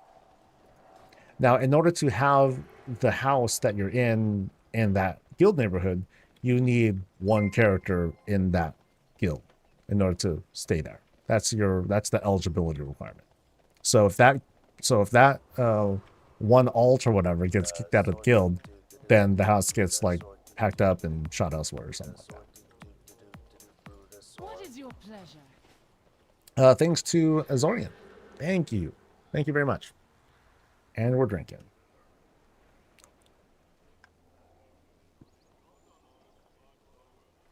I think in the future we can get like a guild hall, the guild can create like a castle. Oh, dude, hook up. Oh, thank you so much, dude. I appreciate that. Yay. Do you think in the future we can get a guild hall that the guild can create like a castle? I think we can already. Kind of. Now, the one thing that we haven't quite seen yet, because I haven't tried doing it, giving permissions to other people to build in the house. I don't know if that works. I don't know how it works. But I think it's meant to work at some point. And when it does, then that pretty much fulfills that question. You know, letting other people build in your home. So, like, I can decide, yes, my house is going to be designated as the guild hall, and I will allow certain people to build in it, and they will be the ones who will, you know, do stuff. It's going to be up to me to get the parts. You know, I don't think they should. It's not like they'll be able to work with their own inventory from their house decor. They would have to rely on the owner of the house, basically, probably. But that would work. I think that could very much be a cool thing. Thank you for the kind words, dude. Appreciate it. Back in Anarchy, online guilds could own a whole fucking cities. I mean, games like that in Star Wars Galaxies, like they had, you know, all sorts of capability, but they were also like simpler in different ways. So it would be cool to have like a whole city and everything, but at the same time, we've seen what happens afterwards. Once people, like, you know, they build stuff and then they quit or they just kind of move on, then they become ghost towns, and then it just becomes places that take up space, you know, that the game has to maintain, which for posterity they should, but at the same time it's like, oh, you know, that doesn't quite feel right. So we can even look around. We can even look around the neighborhood ourselves. We don't have to even go as far as looking at other people's houses. We can just look at the neighborhood and see what examples of the houses they have to see, you know, a little bit of inspiration. What are they doing in their spots? Can I do some of the things that I'm like seeing right here? You know, here we have this little carpentry area, larger crates to store stuff inside, you know, and like those things are like bundled up and thrown in. I don't know about the logs, but I wouldn't mind having a whole bunch of logs by the fireplace because that makes sense. I think those might already be a thing too. So now here's something that I'd like. I want like some simple plank steps like this. I think that'd be kind of cool. So it looks like these are all different kinds of pieces, sort of. Yeah, so there's like, so that's actually no, I think this plank, yeah, these are the same. They're just inverted. So that would be the way to do it. It looks like there's only like four unique planks being used, but they're being alternated in such a way.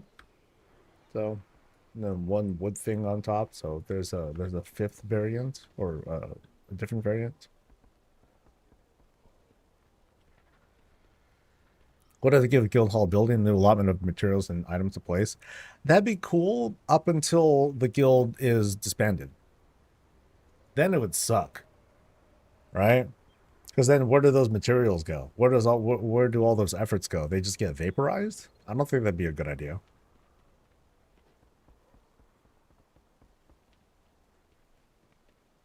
One good shaped plank is enough, trust me. I mean, I'm just identifying that there are multiples being used, that's all. Is there a way to lift a home off the ground, like steps going up? No. Not currently. Not currently. I find it interesting that there's a portal that takes me to Silvermoon if I wanted to. That's kind of helpful. But also, I wonder if, I wonder what other endeavors will do. So, like, for example, there's going to be endeavors that take us to old content. I wonder if there is going to be, like, a portal that'll take us to Mechagon, Val'sharah, whatever. And can I teleport back? Let's see. Would I try using rocks? Yeah, you can use rocks as steps, sure. Oh, you mean rocks to elevate the home? No, that doesn't work. The home is pretty flat.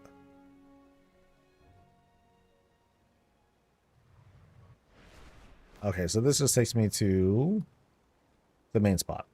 Okay. Well, bum dickety. No, now I'm lost. Okay, let me see if, okay, now that I'm here, I cannot fly. I'm not allowed to fly. This character has not been allowed to fly except for in the neighborhood, I guess. That's about it. Not flying helps you learn directions, where things are, and, you know, it helps to give the whole sense of, like, how big this damn city really is. So I'm going to go to the Delve spot real quick. When are we getting blood off exteriors? They said that in the second or third week, we will be able to check that out. So soon. I could use your expertise. A lot of those have already been data mined, actually, which is cool. Let me know what you find. So I'm progressing in the Delve season track already. That's cool. And I'm still curious about what's going to happen with archaeology. Because this is not an accident. We endure. These NPCs are no accident. You know, having Brand back here with as an archaeology trainer, you know, that doesn't feel like an accident. She's not an accident. Like, something's gonna happen. Something. And it might have something to do with delves. I'm thinking. Which would be kind of weird. Because it's like we should be able to find more stuff outside of delves too, right? Oh, you know, it'd be funny. if you can assign, you know, characters to go into delves and to like find stuff and then to facilitate some questing things, you know, and by assigning things, I mean you interact with this four-legged structure with a flat surface on top. You know, you click on it. But yeah, we'll see. We'll see what they do with that. Hello. Trust no one. So here I want to choose my gravestone when I die, which is really morbid. How would I improve delves? I don't know. What about delves is falling short right now? I guess the closest thing that I would want to be improved with delves, I think I would want more difficulty options. They don't even have to be rewards. I would just want like something to like screw around with. So kind of like other roguelike games, I'd want to add affixes if I wanted to. Just for the bragging rights. Yeah. I know some people could be like, well, there needs to be a reward on it. Shut up, dude. Sorry. there's there's a limit. You know, there's a line where it's like, hey, I just want to be challenged for fun. You know, I think there should be a space for that. Not everything has to serve a purpose other than like the whole just the glory, right?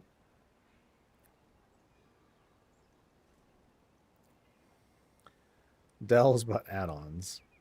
Oh, dells but add-ons make it easy? Okay. What gold makers have I found in regards to the core? Not too many actually. Dreyfus. I want to try and put that video out for tomorrow. Yeah, for tomorrow. I'm gonna try that. But it's mostly been like repeatable items, and there aren't too many things that I would consider to be repeatable items in crafting professions. So there's like a couple of things. The most notable ones would be like fences and lights, and I think I only saw one set of lights. So either people are gonna, you know, throw down gangbusters to get it, or it's gonna be ignored because there are other light options. So something string lights. Other things. So here are the 4 string lights. These don't count. Those are placeholders. But they're gonna show up eventually.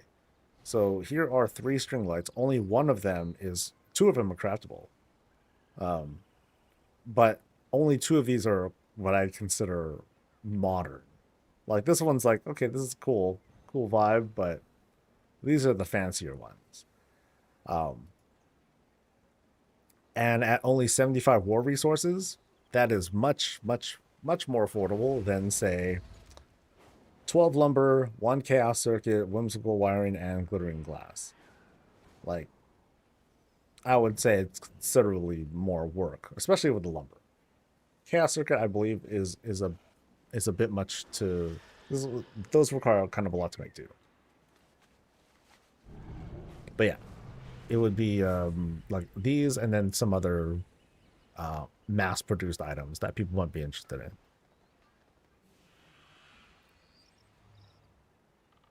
Time to speed build again. Give me about 2 hours. Oh boy. I've been trying to guess what the core thing I should focus on.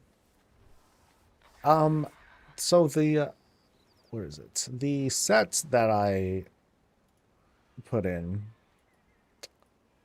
would include like maybe these items. Maybe these items. You know, these are things that I think, okay, maybe people will want to make more than one of these for their place. You know, like, oh, there's like multiple food platters, or like I'd say books are going to be a popular one for the sake of the variety. Bookshelves are going to be a big thing, but mostly lighting and fences are what I noticed that were like really stand out. Those are the most standouty things for me, but there's like a couple more items too. Can't wait till they add a dungeon creator one day for players to create dungeons run like that Super Mario Maker game. Yeah, how would that go? I don't know how that would go. That would be, I mean, I guess what would be the purpose? I can't imagine them doing a dungeon maker for rewards. It would just be for like for fun. But also that could be like a heavy stress on like instant servers who are like, okay, here's what I'm gonna do, guys. I'm gonna spawn a bajillion mobs all in one spot, and then I'm gonna AoE the crap out of them, and then just see what kind of server performance issues I can cause with this. That'd be kind of rough. But who knows? They might get confident and like do something like that.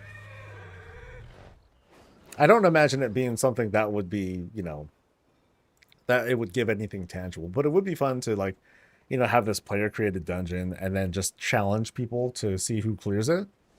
That'd be kind of neat. You don't get anything out of it. You would just feed into it. But then people would try to clear it. And then people would get onto a leaderboard. It's like, oh, this person cleared it in this much time or something like that. If you want to put a timer on it. That'd be kind of cool too. So there's now that we're kind of stepping over the threshold and getting into user generated content, it's a deep hole. There's no bottom to it. Both in the capability and the degeneracy of it. There's a lot that's possible. It's just a question of, what does WoW want to like relent on that. I want to get hands on the Kirin Tor Eye. What did that take anyway? That's an enchanting thing, right? So, Abyss Crystal. So, Lich King stuff. 2 Abyss Crystals. Okay, so this seems like it would be cheap. Aside from the lumber, this will be pretty accessible. So, let's take a look at the market, because I haven't been on Live Realms very much. Let's see what's going on.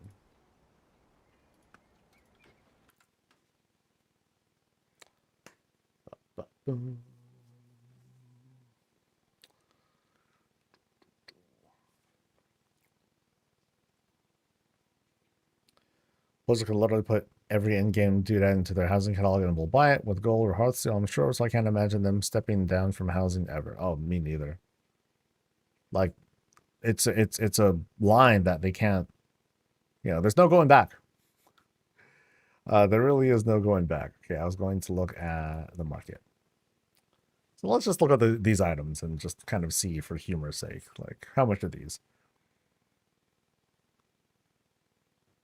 Yeah, that's going to be the big thing about that. That will be the main topic of the weekly, is just kind of like reminding people that this is a new thing coming. And I'll point out what some people are talking about with what they're asking, or just how different these things feel, unlike anything else that we've seen in a while. And it's not a new gaming thing. This is stuff that we've seen in the industry for years and years and years. But now that it's coming to WoW, it's going to feel different for especially those players who've never done it before.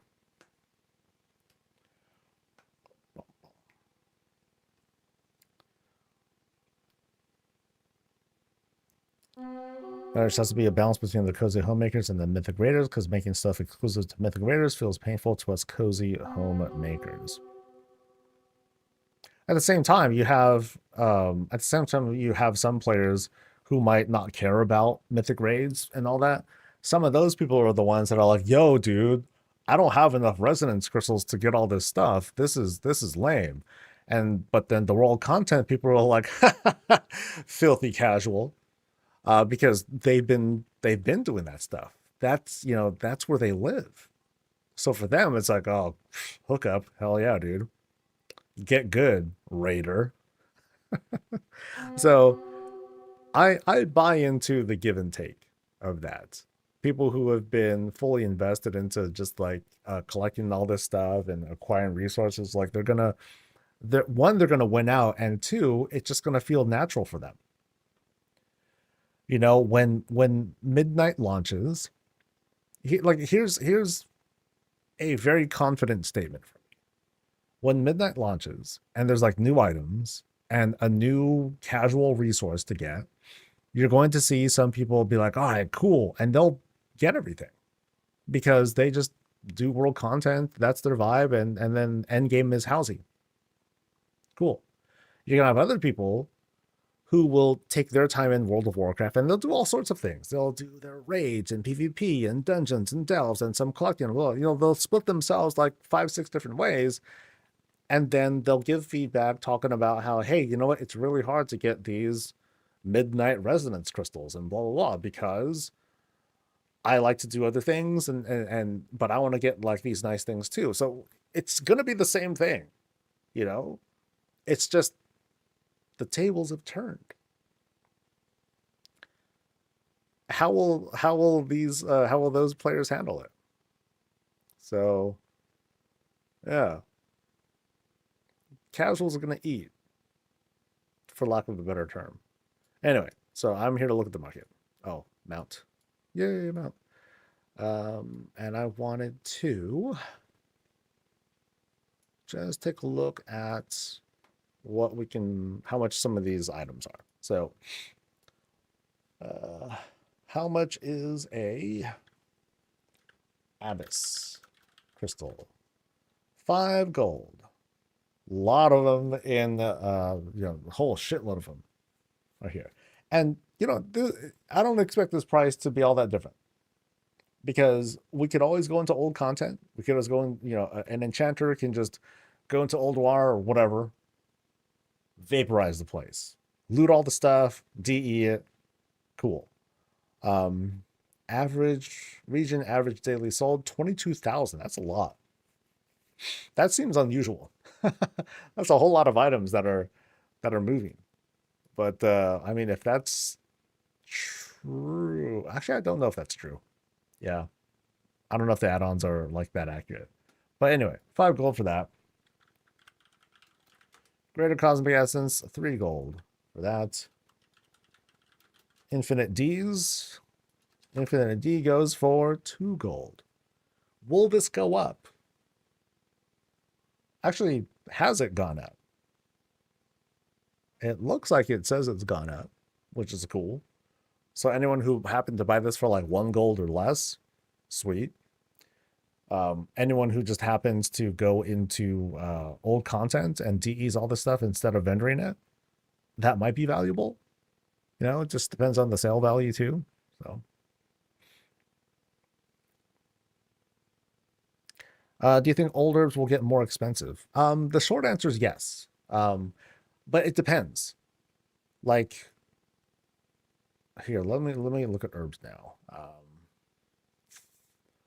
What is it? Reagents and herb. There's no infinite D herb. So right now, this herb, which I still don't know how to pronounce, I happen to have 10,000 of it. I just happen to. Actually, let me just type this up. So there's a lot of it circulating in the market. I don't really know how much is like going around, but I held on to a bunch because I think they were going for cheaper than this. I don't know how much I bought it for. But it was enough that I was like, okay, I'll get 10,000 of it, and then we'll see if this goes up, because as a very cheap herb, people are going to want to make this into dyes. So there's the question of how many people are going to make this into dyes. Non-zero, that's for sure. But if there isn't like a huge demand for it, then okay, then it's not going to like really take off. But in the long term, I'd like to think that old herbs are going to slowly go up in price, not by that much, but they're going to go up because people who are trying to make dyes, they're going to constantly seek out the cheapest herb in order to make that dye. And that behavior, because this is all region-wide stuff we're dealing with, people are going to keep seeking that out until we see the price floor raise by a bit. It might not be by much, right? But I'm confident that it's going to go up because that's the kind of system that's being introduced here. Buy the cheapest herb. That's going to be the most profitable way to get a margin off of whatever ink is selling for. And the region market moves fairly fast. There's resets that can always like throw people off, but for the most part, once prices settle, The market does a pretty good job of finding for itself like the profitable price that you can get at least enough of a margin to be like, okay, we can kind of do this. This is where Undermine Exchange would be useful. Too bad that it takes a while to update though. But yeah. Ho Chen Bloom. Hawken Bloom. Yeah, see, I don't know. The last time I tried pronouncing it, I was like kind of railed for it, so I'm just not going to bother. That herb. This is what I'm going to do. Are they going to remove the quality? No. From the existing herb, the qualities are going to stay because, why, no point doing a whole weird conversion kind of thing. They're just going to be left as is. And those 3 quantity things, they're just going to be there forever. But moving forward, there's only going to be 2 qualities of materials and 3 qualities of crafted gear. Actually, I have 2 qualities of both materials and consumables. There you go. And then crafted gear has 3.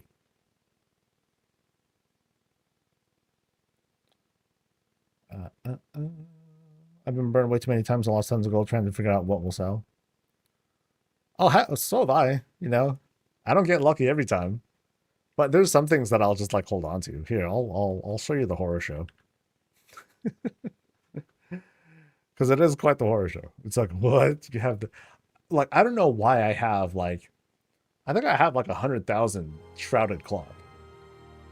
Because I think I bought it for like damn near coppers. So I'm like, oh, might as well. We'll see. We'll see what happens. So it should be this guy that has all the weird shit. Both your guild banks are pretty full. Yeah. I mean, guild banks are kind of pointless now. They only hold so much stuff. You're better off just having a regular alt with a bank, because that's like hella space, man. Hella space. I mean, it's nice to have, but it doesn't seem like it's not a must-have anymore. So, what kind of garbage do I have? So like so how much do I have? I have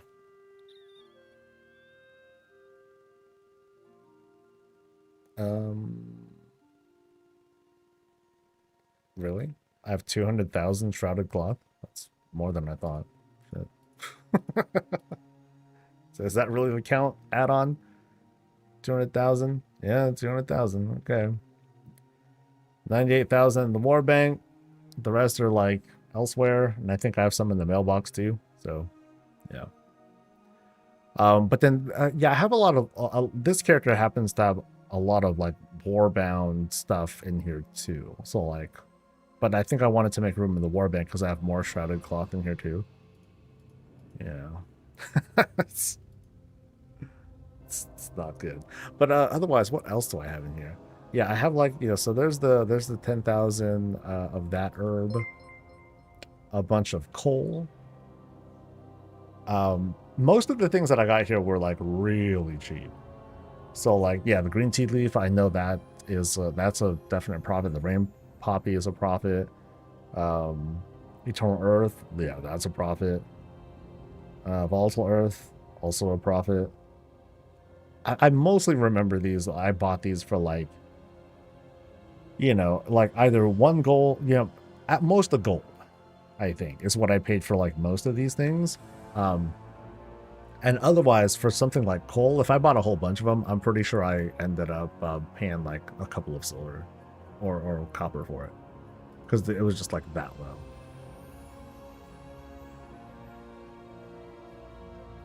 I'm not sure if I bought it with this account, so. Okay, this one, it does say I got it 44 days ago. So, there's that. Yay. So maybe I did use this computer to buy it. I have some soul dust that I got. Yeah. So we'll see what goes. We'll see what goes. Some living embers, that's a profit. Ruined orbs, that looks like a profit too. Yeah, no way did I spend 20 gold for those per. I think the netherweave cloth, I think I just hoarded that. I think I just happened to have these. Tide spray. Yeah, some of the other stuff I ended up selling already, though. Yeah, we'll see how the market consumes things over time.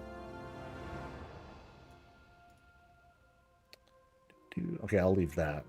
I'm gonna have a bunch of materials go back to my main because I just had it like sent over. You let go of the shrouded cloth. That's extreme. It is pretty extreme, and I'm pretty sure that it's not going to be the big win that I think it is. But I know I paid like hella cheap for it. So. Let me see if I think I just need to make like 100 gold or something like that off of this. Yeah. So $120, that's fine.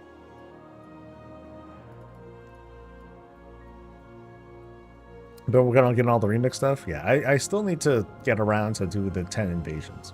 Once I do that, then I think that's gonna be like the toughest thing for me to do.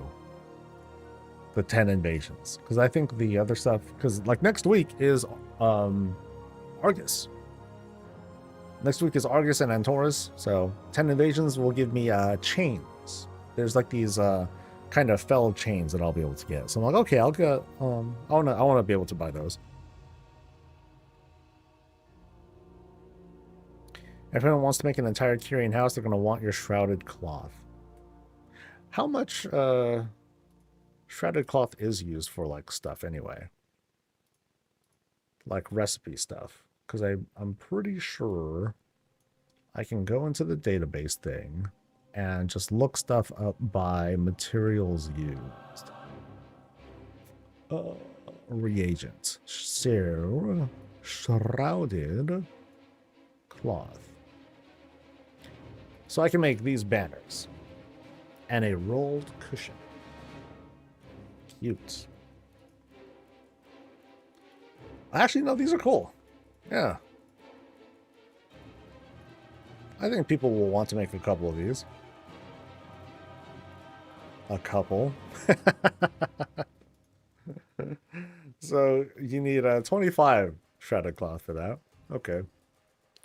That could be a thing.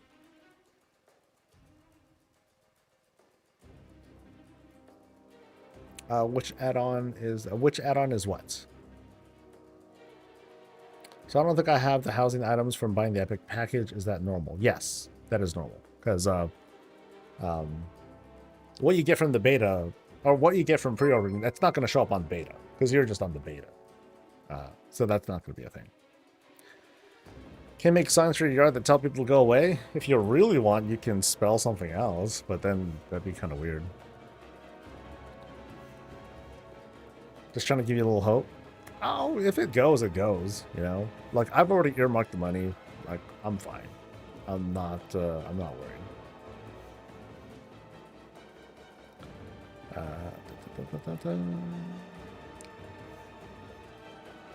Yeah, so don't worry about placing like the Xalatath stuff or anything like that. Like when you're on the beta, you're disconnected from everything else. So you kind of, but you don't have access to all the things that you had bought in the paid shop. You may or may not have access to things across the warbands. Like, so for example, you may not be able to see the, yeah, just like most anything. It's just not going to be consistent. That's all. All right. Let's see.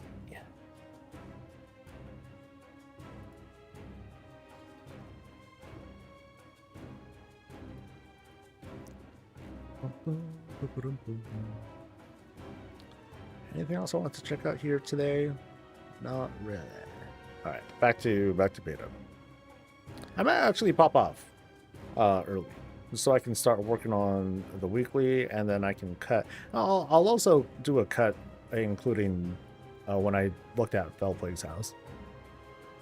It'll be like 2 houses that I look at. So I don't want to do like a whole long ass half-hour video of me looking at all these different houses, but I will. I'm taking great joy with taking a look at these houses, and I remember when someone first linked to me someone else doing a house tour, and I'm like, oh, they sound so fake, And then I'm listening, and then, you know, now that I'm thinking about what I was doing, I was like, oh, okay, I sound so fake too, but jeez. Oh, well. So now I have newfound respect for that.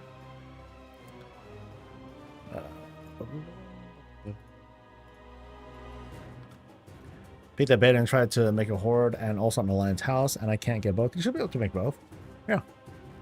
Now you need to go into a horde neighborhood and an alliance neighborhood. That's the thing. So you can't just go to one spot and then be like, oh, I want to change this house to a horde one. Now you're gonna go to another neighborhood altogether.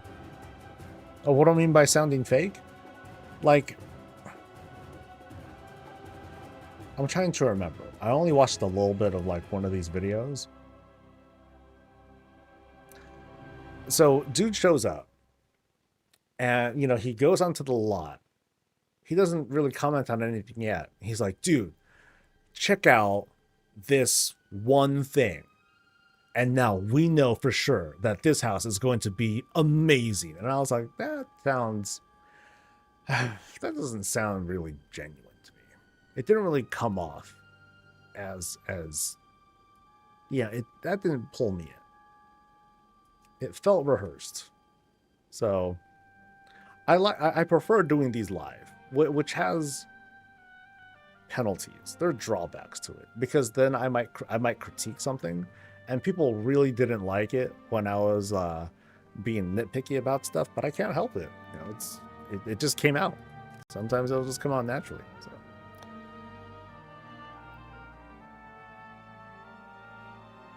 I enjoyed the video. I was surprised to see three of my friends had their houses featured. Nice, nice.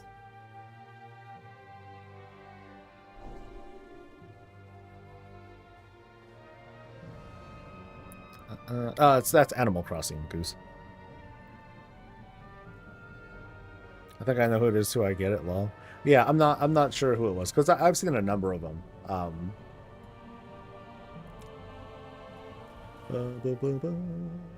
Okay, so I'm going home. Oh, it's so nice to say. Hasn't seemed to have been specifically done for those of us who collect stuff. It feels like it, doesn't it? It's not just collecting things either. It's just those who have a history. You know, it's being reflected in what we can put out. And that's cool.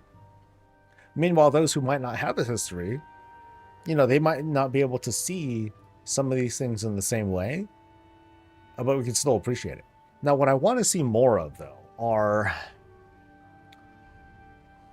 I want to see more things that tie us into, hey, I did stuff, and then here's what I get for it. So, you know, I guess I'm just asking for more, like, raid-related stuff.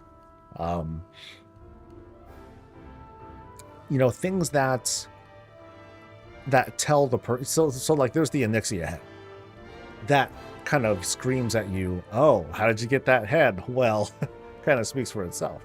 I want more of that. You know, I want the jailer's disembodied head turned into a disco ball, and I want it spinning right here. You know, I want stuff like that. I want more heads on trophies, right? Or some equivalent to that. These are cool. Don't get me wrong. These are cool. Keep going with them.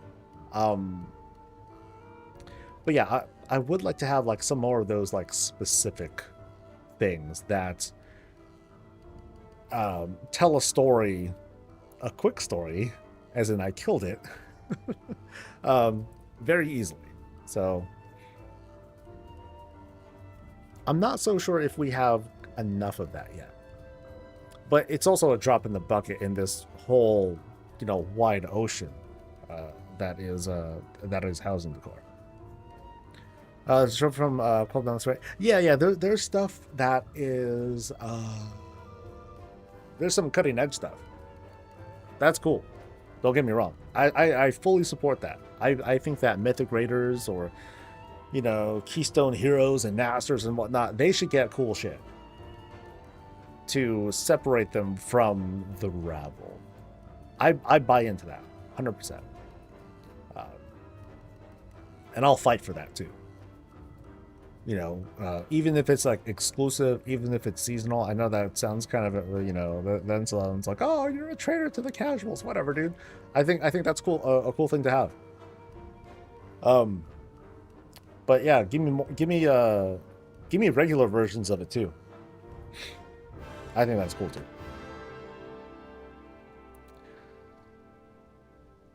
Most of the amount of heads we have to collect for questing games, which also have more trophy heads. Yeah, why not? Warcraft is still a pretty brutal game. You know?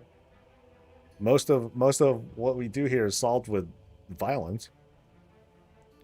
There is no problem in this game that cannot be solved with 10 to 40 people. So, throwing themselves at the problem. Engineer should be able to create a Blingtron that has a standing animation you can place in your home. Could be your greeter for your coffee. That'd be so cool. No. Give me a Blingtron or a Clockwork Gnome that does the whole like, you know, with the sign, and they're like doing the dance thing and all that. Dude, give me that. Or give me like a thing that has like those wind things where you throw the blower through it and then it's just like the little dancing balloon looking thing. Give me that shit, dude. Sick. That'll be sick. Whole game was about power fantasy. The people who want to remove that. Wait, so the whole game is about power fantasy. The people who want to remove that won't be playing in a few months. Well, I mean, who wants to remove that? You can be casual and still get KSM and the OTC. That's what. Well, I'm mostly talking about like the seasonal rewards that like go away once the season's done. Like, hey, did you do it before it was over? Cool, be acknowledged. You know, I'm not. You know, there's no. I'm not even trying to make a distinction between like hardcore and casual. Just like, hey, though these rewards, I think they should be things to like push for and get or whatever. So it just that just seems fun. Not everyone's going to get it, but that's part of the texture. That's just, you know, part of what this game is. As a new player that just started just because of the housing, I do think veterans should get access to cool legacy stuff that I don't. I'm more incentivized to do old stuff now because of this. Like, I find that, and maybe I don't know if you'll agree. I don't know if you'll agree with me or not, but like in some cases, like, new players aren't gonna quite understand the story behind this trophy that me and my guild spent 3 raid weeks and 100 attempts to do. Meanwhile, someone else like you will come in years later and one shot and be like, "Oh, okay, cool, I got the thing." You know, so there's always going to be this different level of meaning from folks who are like, "Well, you weren't really there." But that's not that big of a deal, I don't think. But I think there's also something to celebrate when you can get a reward that just no one else can get. You know, as a reminder of, yes, I was there for it. Does it make me better? No. It just means I was there. That's all. And I think people kind of like forget about that, you know.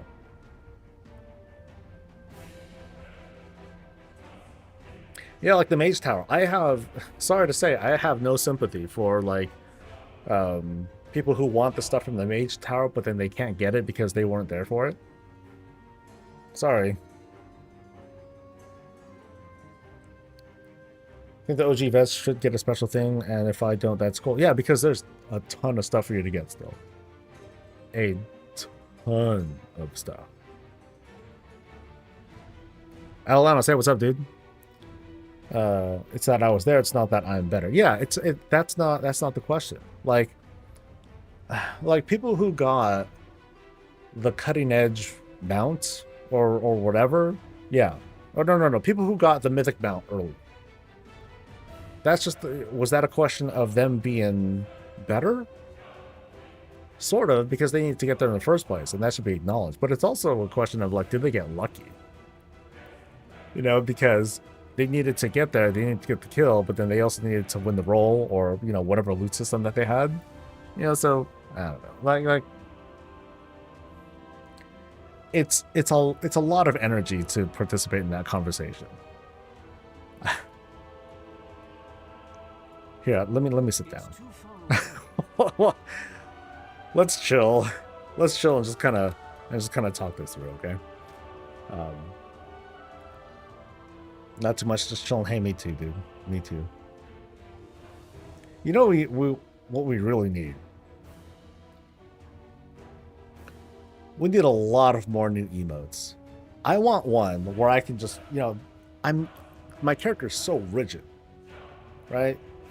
I want to just like, you know, give me a slash lounge, all right? Can't do that. Can't do that. But boy, I'd love to. Oh, I'd love to. We need new animations. We need new emotes. That'll be sick. That'll be sick. You know, at least I can like sit here. Wait, do I still have the thing there? Oh, no, the chair. See, there's the chair. Let me put that back.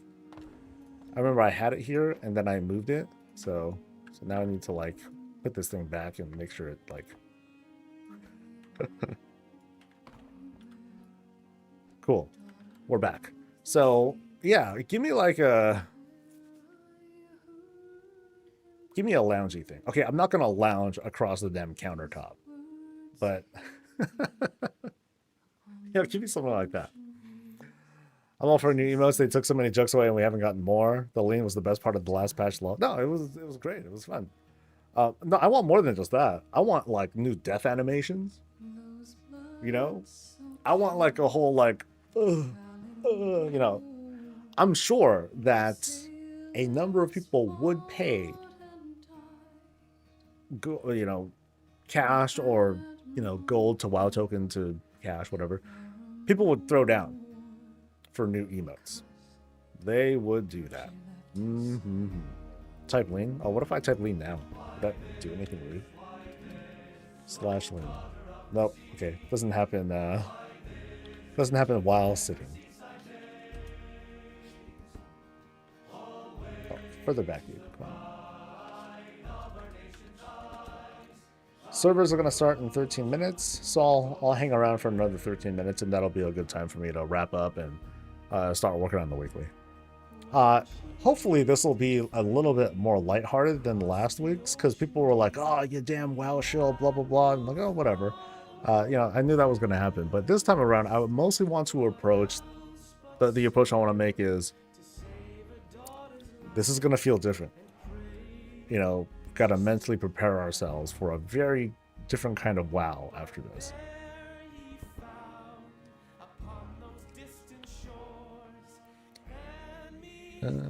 Blizzard has a new blog post about shop emotes. Really? Really? I'm not sure if you're joking or not. Let's find out. Nope. You troll.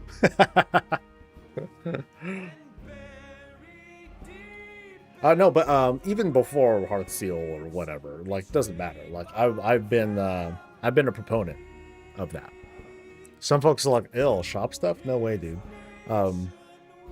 But you know, whether, I mean, do both, you know, stuff in the shop, but then just introduce new stuff, new animations, because I mean, that's what Final Fantasy XIV does.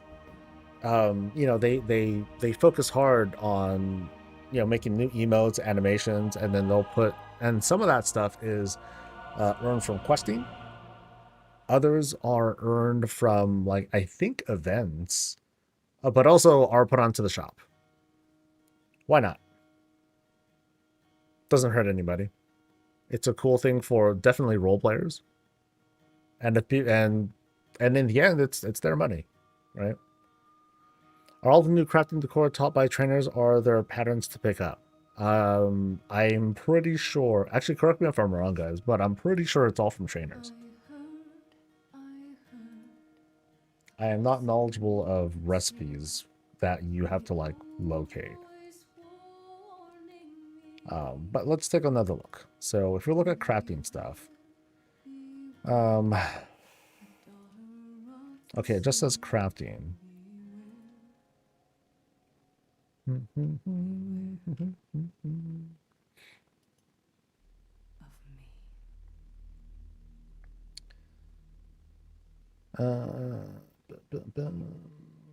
People are not going to run around their garrison. They're going to disappear in the housing and city are going to feel empty again. Will it? I doubt it. You know, because people who go to housing, they're going to be there to do housing. But if you want to do anything in the city, you go to the city. That's how I look at it. If they're bored and just idling around, then they're just bored and idling around. It's just, where do you want to be? So I never quite bought into that argument. The whole, oh my God, the cities are going to be empty because, you know, because people are doing housing. No, people are not going to be in the city because they're playing the game. You know what I mean? They're going to be doing, you know, because they're in a key, because it's raid night, because they want to do a delve or whatever. If you're in the city just standing around, then you might be waiting for a queue, but you're just like sitting there. And, you know, is there a great value with that? I don't know. For me, it's not that big of a deal. And if people are not in the city, but they're doing stuff in the house, Blizzard doesn't care, because to them, you're playing the game.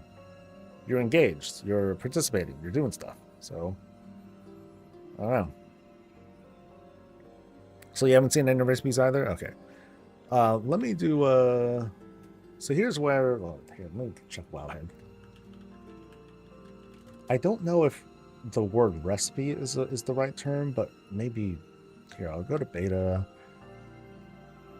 And I'll try 2 words. I'll try recipe, and then we'll see if there's any just new recipes that come in with this expansion.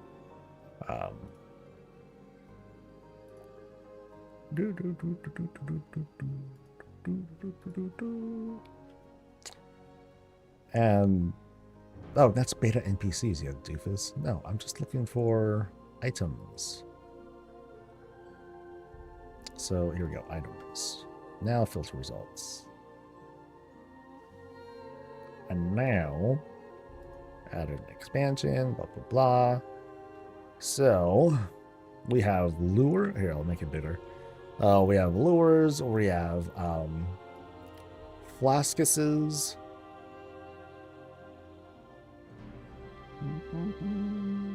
And that's it. So let's try a different word. Let's try the word blueprint, maybe?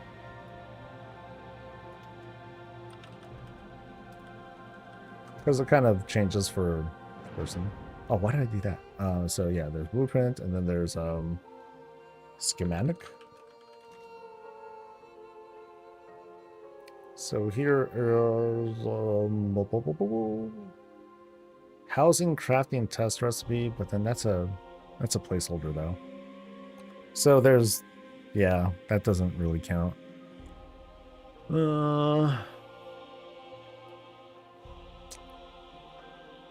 So nothing here either.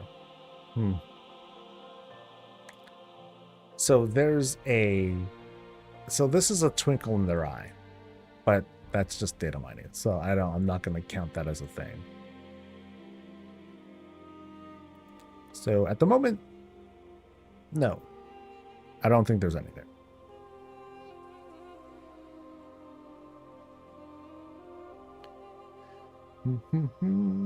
Cities are liminal spaces with hotspots, crafting stations like the inn, quest givers, and whatnot. Any erosion of cities' draw has been done already by a wide auction house access. And yeah, if we wanted to, hey guys, remember when the cities were cool? Yeah, I remember. Those were the days when we, these were the days before the menu. If people want to make that argument that, oh man, we need to make the cities not feel empty anymore, they need to gut all of the menu accessibility of things. So if you want to queue up for PvP, go to the Battle Master. If you want to go access the group finder, I'm making this up, go to the giant bulletin board over in the town square. That's where you do all the group finder stuff, and you have to be in the vicinity in order to sign up for that. But they don't. You know, there's all these little conveniences, stuff like that instead. So Anyone know when old reps will be account wide? They haven't talked much more on that. Now, I do remember in a more recent dev interview, Ian called himself out by just saying, hey, I know we said it and we just kind of fell off. We suck for it and we'll get back to working on it because we totally fell off. So I think they tried to at least give us some reassurance or kind of say, oh, we're aggressively pursuing it, but we'll see. So no, I don't believe it is on the back burner. There was a pretty recent statement where they're no, they really want to try hard to jump back into it. As someone who swaps between PvE and RP realms, it seems like Stormwind has been mostly empty. I can only help imagine if the major cities will get the Silvermoon treatment sometime down the road, like Stormwind will be invaded and will. I have a feeling that housing is probably going to be a big disruption for RP realms, because you're going to see RP realms being like, hey, cool, there's we have this neighborhood story going on over here in this neighborhood. So, all right, we're going to leave town and go to this neighborhood because there's this new thing happening over there. And it could be very cool. Problem is, though, we still don't have a way to just join someone else's neighborhood. It would be very neat to have a coalition of neighborhoods that people can just kind of jump to go from one story to the next or something like that, or to just have a wide variety of RP spaces to go to. But if we can't choose our neighborhood, it's gonna suck. I think that's going to be a very missed opportunity that I hope they're working on. Some people, they're coming together so they can create their own Goldshire neighborhood. That's going to be great. Don't slip on the floor. But I support that. I think that's a cool thing. If people want to do that, they should be able to do it. But my hopes are just that I would want to be able to actually search for it so I can go there.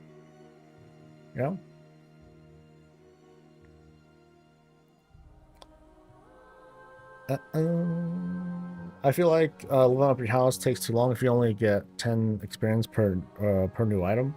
It's not the only way to gain XP though, and it hasn't been fully realized yet. So as we do endeavors, we get some XP, and then as you max out your endeavor, which we did, we're supposed to get a nice beefy little prize of housing XP and coupons and some other stuff,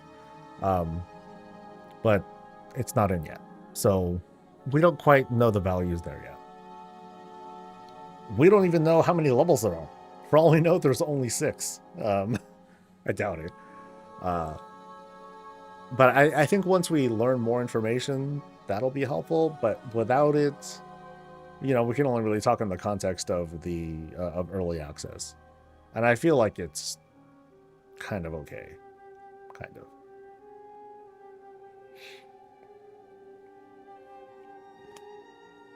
Neighborhood HOA is going to be hell? Maybe. Some people want it to be hell. When I made my giant gun, some of the commentary that I got from folks was like, "Oh man, I hope that I don't see houses like yours in my neighborhood because that would be so unimmersive and blah blah blah." And that's a fair take. That's not. I ain't gonna look down on that. But it's my neighborhood, so what's the guild gonna do? Nothing. I'm just gonna have this monolith of a gun overshadowing the rest of the neighborhood. So too bad. Let's see. Magmarosa RP is a lot. In my guild of 20 people, which we adore RP and custom lore, vampire inspired. But then lore fanatics become toxic in the RP community and don't want us anywhere near them because we RP our own story and not the usual night box. So I feel like you guys would be pretty happy with neighborhoods because now you have your own little walled garden. It's like, stay the hell out. This is our spot. Or if you want to come in, cool, we'll invite you in, but this is our home. This is where we're at. So, well, HOA nightmare stories are going to be crazy. I'm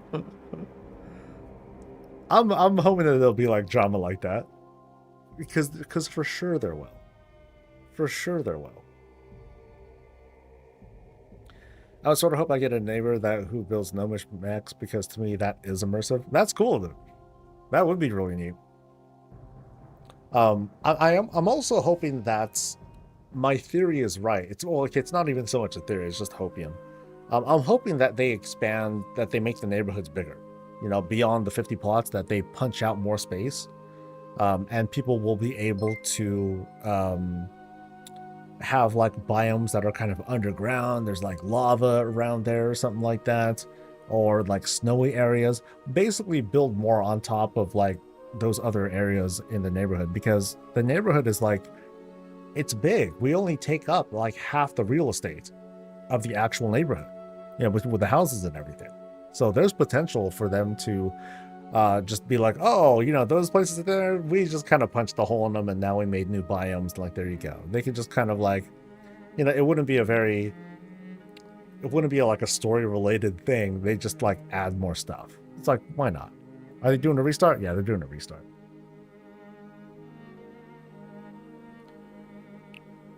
Duels to fight for a specific plots, dude. Yeah, fucking Makarov for that stuff, dude.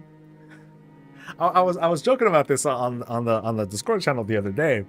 I'm like, yo, if two people are contesting for a plot, you know, they'll like Makarov for it. Winner, you know, winner gets the plot. Loser deletes that character. So like, just make level 1 warriors or something like that, right? And then the person who won, like, they'll have the house, and then inside the house they'll make like a little shrine or a monument dedicated to that level 1 orc warrior who risked it all so that, you know, to be like their champion so they can fight for their house. That's kind of cute, you know. That'd be kind of fun. The Alliance Island could easily have more plots in the mountain. Yeah, both. They're both like huge zones, man. Like, if you look at the map, you can be like, dude, I can pretty much make like a sandwich or a half sandwich out of it. I can just fold it over because it takes up that much space.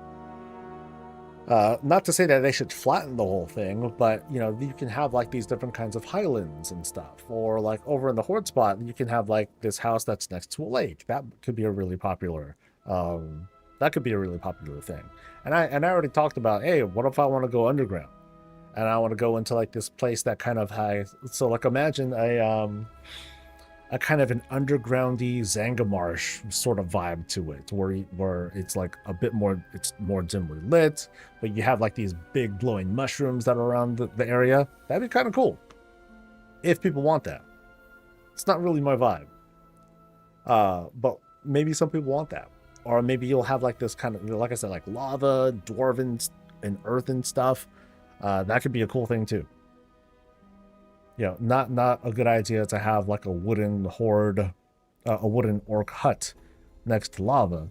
You're kind of asking for it, but hey, whatever. Goblin related stuff, that'd be kind of cool. So like, you know how in Undermine there's another tram or a tunnel that can take you to another part of town, and how what we see in Undermine is just like kind of the downtown area. What if there's what if there's just a underground thing where there's a whole ass neighborhood there? Could be a thing. Some people don't want to live in the whole toxic shit, but who knows? You know, downtown Undermine might be different from other parts of Undermine. It might be worse. It could be way worse, or it could be better. You know, it could be kind of cleaner looking. It could be a beachy area. I don't know. We can definitely make one of those construction spots access a cave. Some people would really, yeah, some people would love to have like a house that's one part cave. You know, and maybe they don't want to use a whole bunch of budget to make the cave themselves. So I'd love a weather plus area feature, like if you want full snow Christmas. That'd be sick. That would be very cool. Imagine a house in Pandaria. That'd be cool too. And like, I would say like you can pull off the Pandaria vibe if you like go into like those mountainous areas in the existing neighborhoods, and they could just carve out a space that has a Pandaria sort of biome. You know, at some point, you know, Blizzard may relent and just be like, you know what, fuck the immersion. Let's just go ahead and open things up. And hey, way to the north in plot 78 through 90, you know, so there's like this designated spot for like Netherstorm. Sure, why not? Oh, that'd be wild, actually. So imagine if you will, you have the whole island that is the normal neighborhood, but then like at a certain point there's like a tear, right? There's a tear, you go through the tear, and then there is this entirely different spot. That'd be kind of wild. Or the Shadowlands, or Ardenweald, or Revendreth, or our favorite place, Korthia. Yo, who wouldn't want a place in Korthia?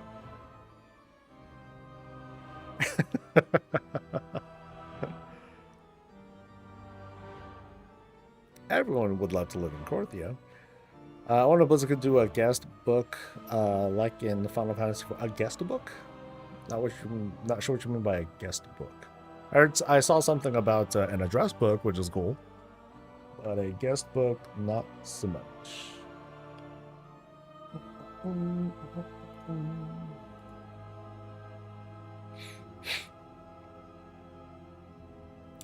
Things back up? Okay. I don't know how much longer I'll be on. I'm just kind of like, just chatting with y'all. A guest book where people who visit your home sign and write a little message. Ah. I mean, we're diving deeper and deeper into the idea of user-generated content, where before that was like kind of unheard of. Like the closest thing to that would be like a letter that we send to each other. That's about it. I sort of want to wait for a human male to talk without all the hand movements he has. I mean, some people really want to talk like this. Like, yo, what if I want to talk like this, you know?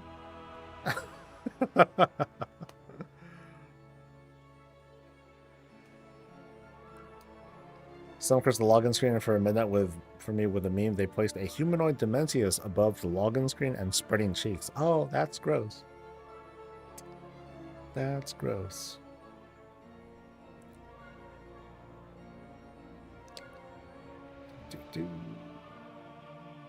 Don't break my house, Blizzard.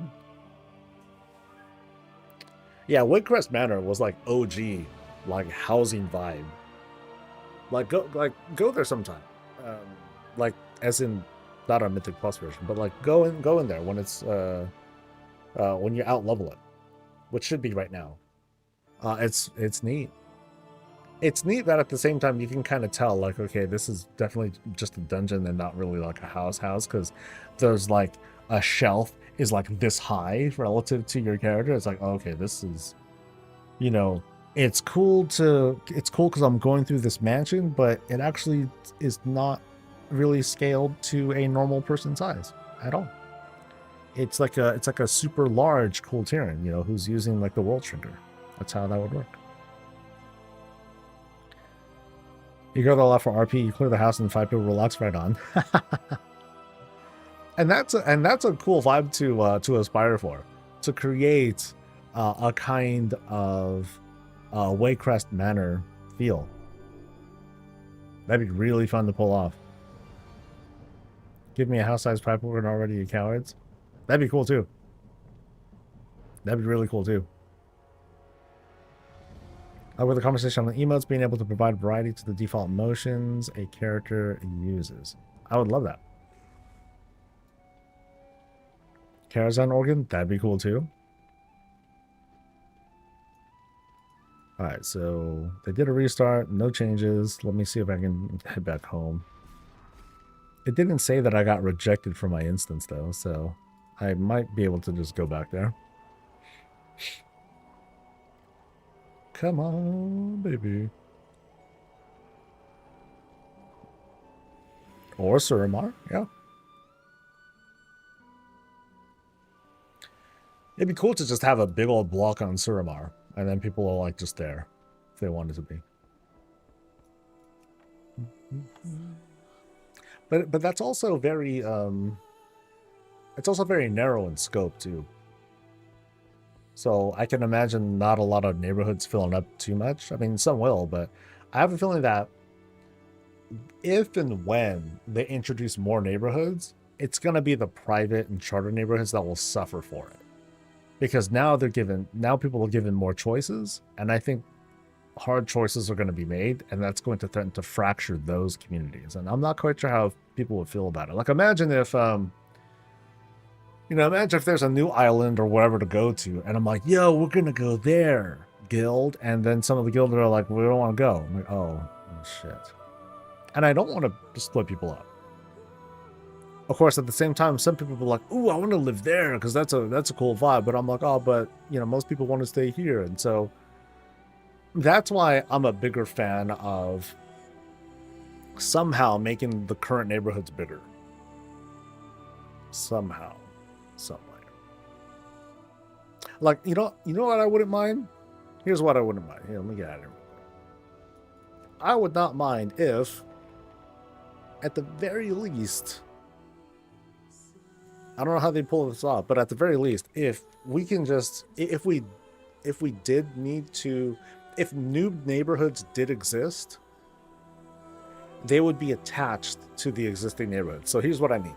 Let's pretend that all of a sudden we can go to a new biome, a new kind of giant island that includes, I'm making shit up here, Grizzly Hills, Northrend, Grizzly Hills, Netherstorm, and the Mall, whatever. And let's pretend a whole shitload of people want to go there, okay? I would want to be able to go to like here or like the town square or wherever, and then just take a portal there. It's still our neighborhood. It's still our neighborhood, right? But it's just kind of but it's just kind of a different spot, a different place. Does that make any sense? Or like if we have the opportunity to have like our own instanced place, it's still going to be attached to the neighborhood. Kind of, sort of, somehow. Because I just don't want people to like leave the neighborhood. Yeah. It'd be very, it sounds very confusing if I'm trying to explain it. But I basically just don't want people to leave. I just don't want people to leave. I don't want to split people up. That kind of situation does not feel, what's the word? Deeply social. There you go.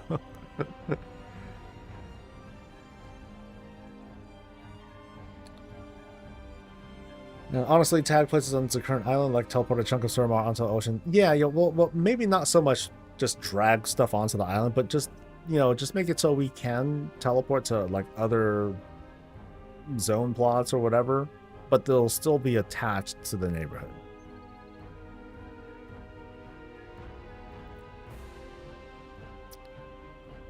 Imagine a dungeon I can make where instead of finding dimensions, you can perform improv comedy. Jay, by the way, thank you very much for the prime there. Appreciate it.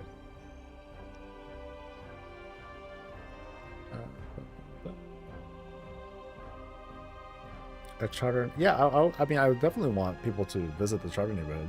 I just wonder, like, how would that work? Like, can Blizzard handle more than 50 people in a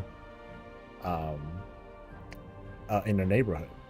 If it means, their instance somewhere else. Because, I mean, I guess we can. Because if you think about it, a guild neighborhood can hold 1,000 people. It's just that when you fill up the guild neighborhood, then a new neighborhood will spin up. So how would that work then? Because that would feel, I guess that would threaten to become really overwhelming for Blizzard too. Because if a neighborhood is more than just a neighborhood, it's like, okay, it's this zone and this zone and this zone and this zone, so it's like 4 zones. And people want to go there. I guess they should be able to just go there, but that, I guess it just becomes confusing. And I think once this thing launches and we see where people settle, then I think if they do go that route, when they finally do explain it to players, it'll be easier to understand. Yeah. So that's like a future conversation to have. But before that, there's like, we can punch out more space here. So maybe we won't be going to the mall. or Bastion or Revendreth or, you know, otherworldly places. You know, for now we'll stick to like Azeroth zones, Eastern Kingdoms, Kalimdor, and we'll see how it goes from there. You know, so here, well, I guess it'd be kind of weird too because like the Draenei are over in, you know, they're over in Kalimdor, but this is the Kalimdor kind of zone, and then the what's it called, Undead, you know, they're over in the it's just weird. So those are to allow that anyone is welcome to visit, but not free to build if you have a guild neighborhood or a charter one. I thought that was it already. Yeah, I thought that's normally a thing. I think. All right. Was there anything I wanted to? You know what? I think I'll do lunch, or I'll grab lunch stuff, and then we'll come back for now, and I will. Do I want to do quest? No, I want to do the weekly. I really want to get the writing done because I think there's going to be a lot to write, but I don't want to actually say a lot. I just like the portal to other neighborhoods idea. Just leave all the vendors and endeavor people in the current main neighborhood. I want to like that. It's going to take a lot more thought. I just kind of pulled that out of my ass. I think I will head out for the day. There's a lot of stuff that I want to take care of, but let me find you a stream R to send y'all to. Boop, boop, boop, boop, boop. Yeah, I think that's a good jumping off point for like future stuff, but I definitely want to get an idea of of how people are gonna react to housing in the first like couple years. I don't imagine them releasing like new neighborhoods within this expansion. It's going to be a while, and they should make some, you know, good, careful moves. I don't think they should be like irresponsible about it. So where are we going? Where are we going? Where's everybody? So Mego is streaming on the main WoW site. Nice. I like that. I like that they're doing this on a regular basis. I was the guinea pig. I happen to be the first one doing it. So we were doing all the experimentation on their end, but they've been doing more of it, and I think that's fucking cool. All right, I can't find anyone. Okay, it's cracking latte right and doing shit. No, she's not. Okay, I got no one. Shit. I'm not just gonna send you to a random person. That's like that is a huge disservice. I already technically sent you guys to Nego already, so let me look at the. Yeah, let me filter this by WoW channels.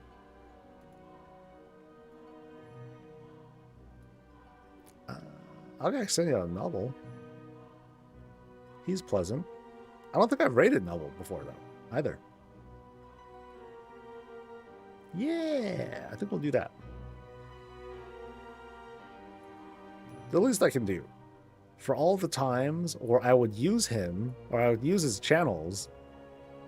Wait, how long has he been going? Crap. If he's, yeah, I forgot how long he was he, how long has he been going now? He's been going for, oh, I can't see it here. Shit.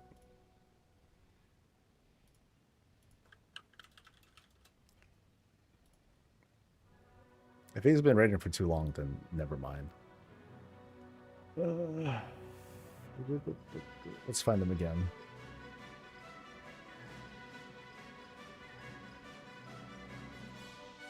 I just need to know more people. That's what I need to do. It was 9 hours? Damn. Okay, that's, yeah. I wasn't sure if it was 9 minutes or 9 hours. And I was like double checking. I'm like, okay, if it's 9 hours, then I think it's a good idea. He might have popped off.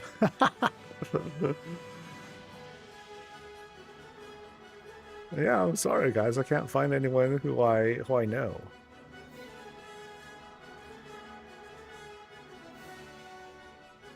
Just be social. It's so easy. Just get out there, man.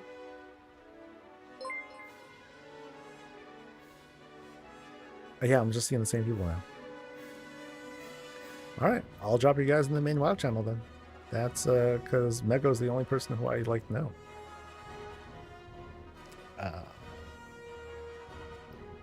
Okay, so I know it's like a dual co-stream thing. So, and now I can't find her again. Echo. Boop. Cool. Good enough.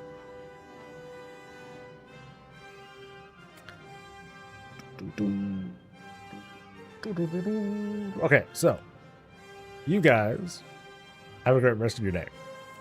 I'm gonna be working, and I'll see you guys for the next thing. Until then, stay safe, stay healthy, and as always, stay breezy. Bye.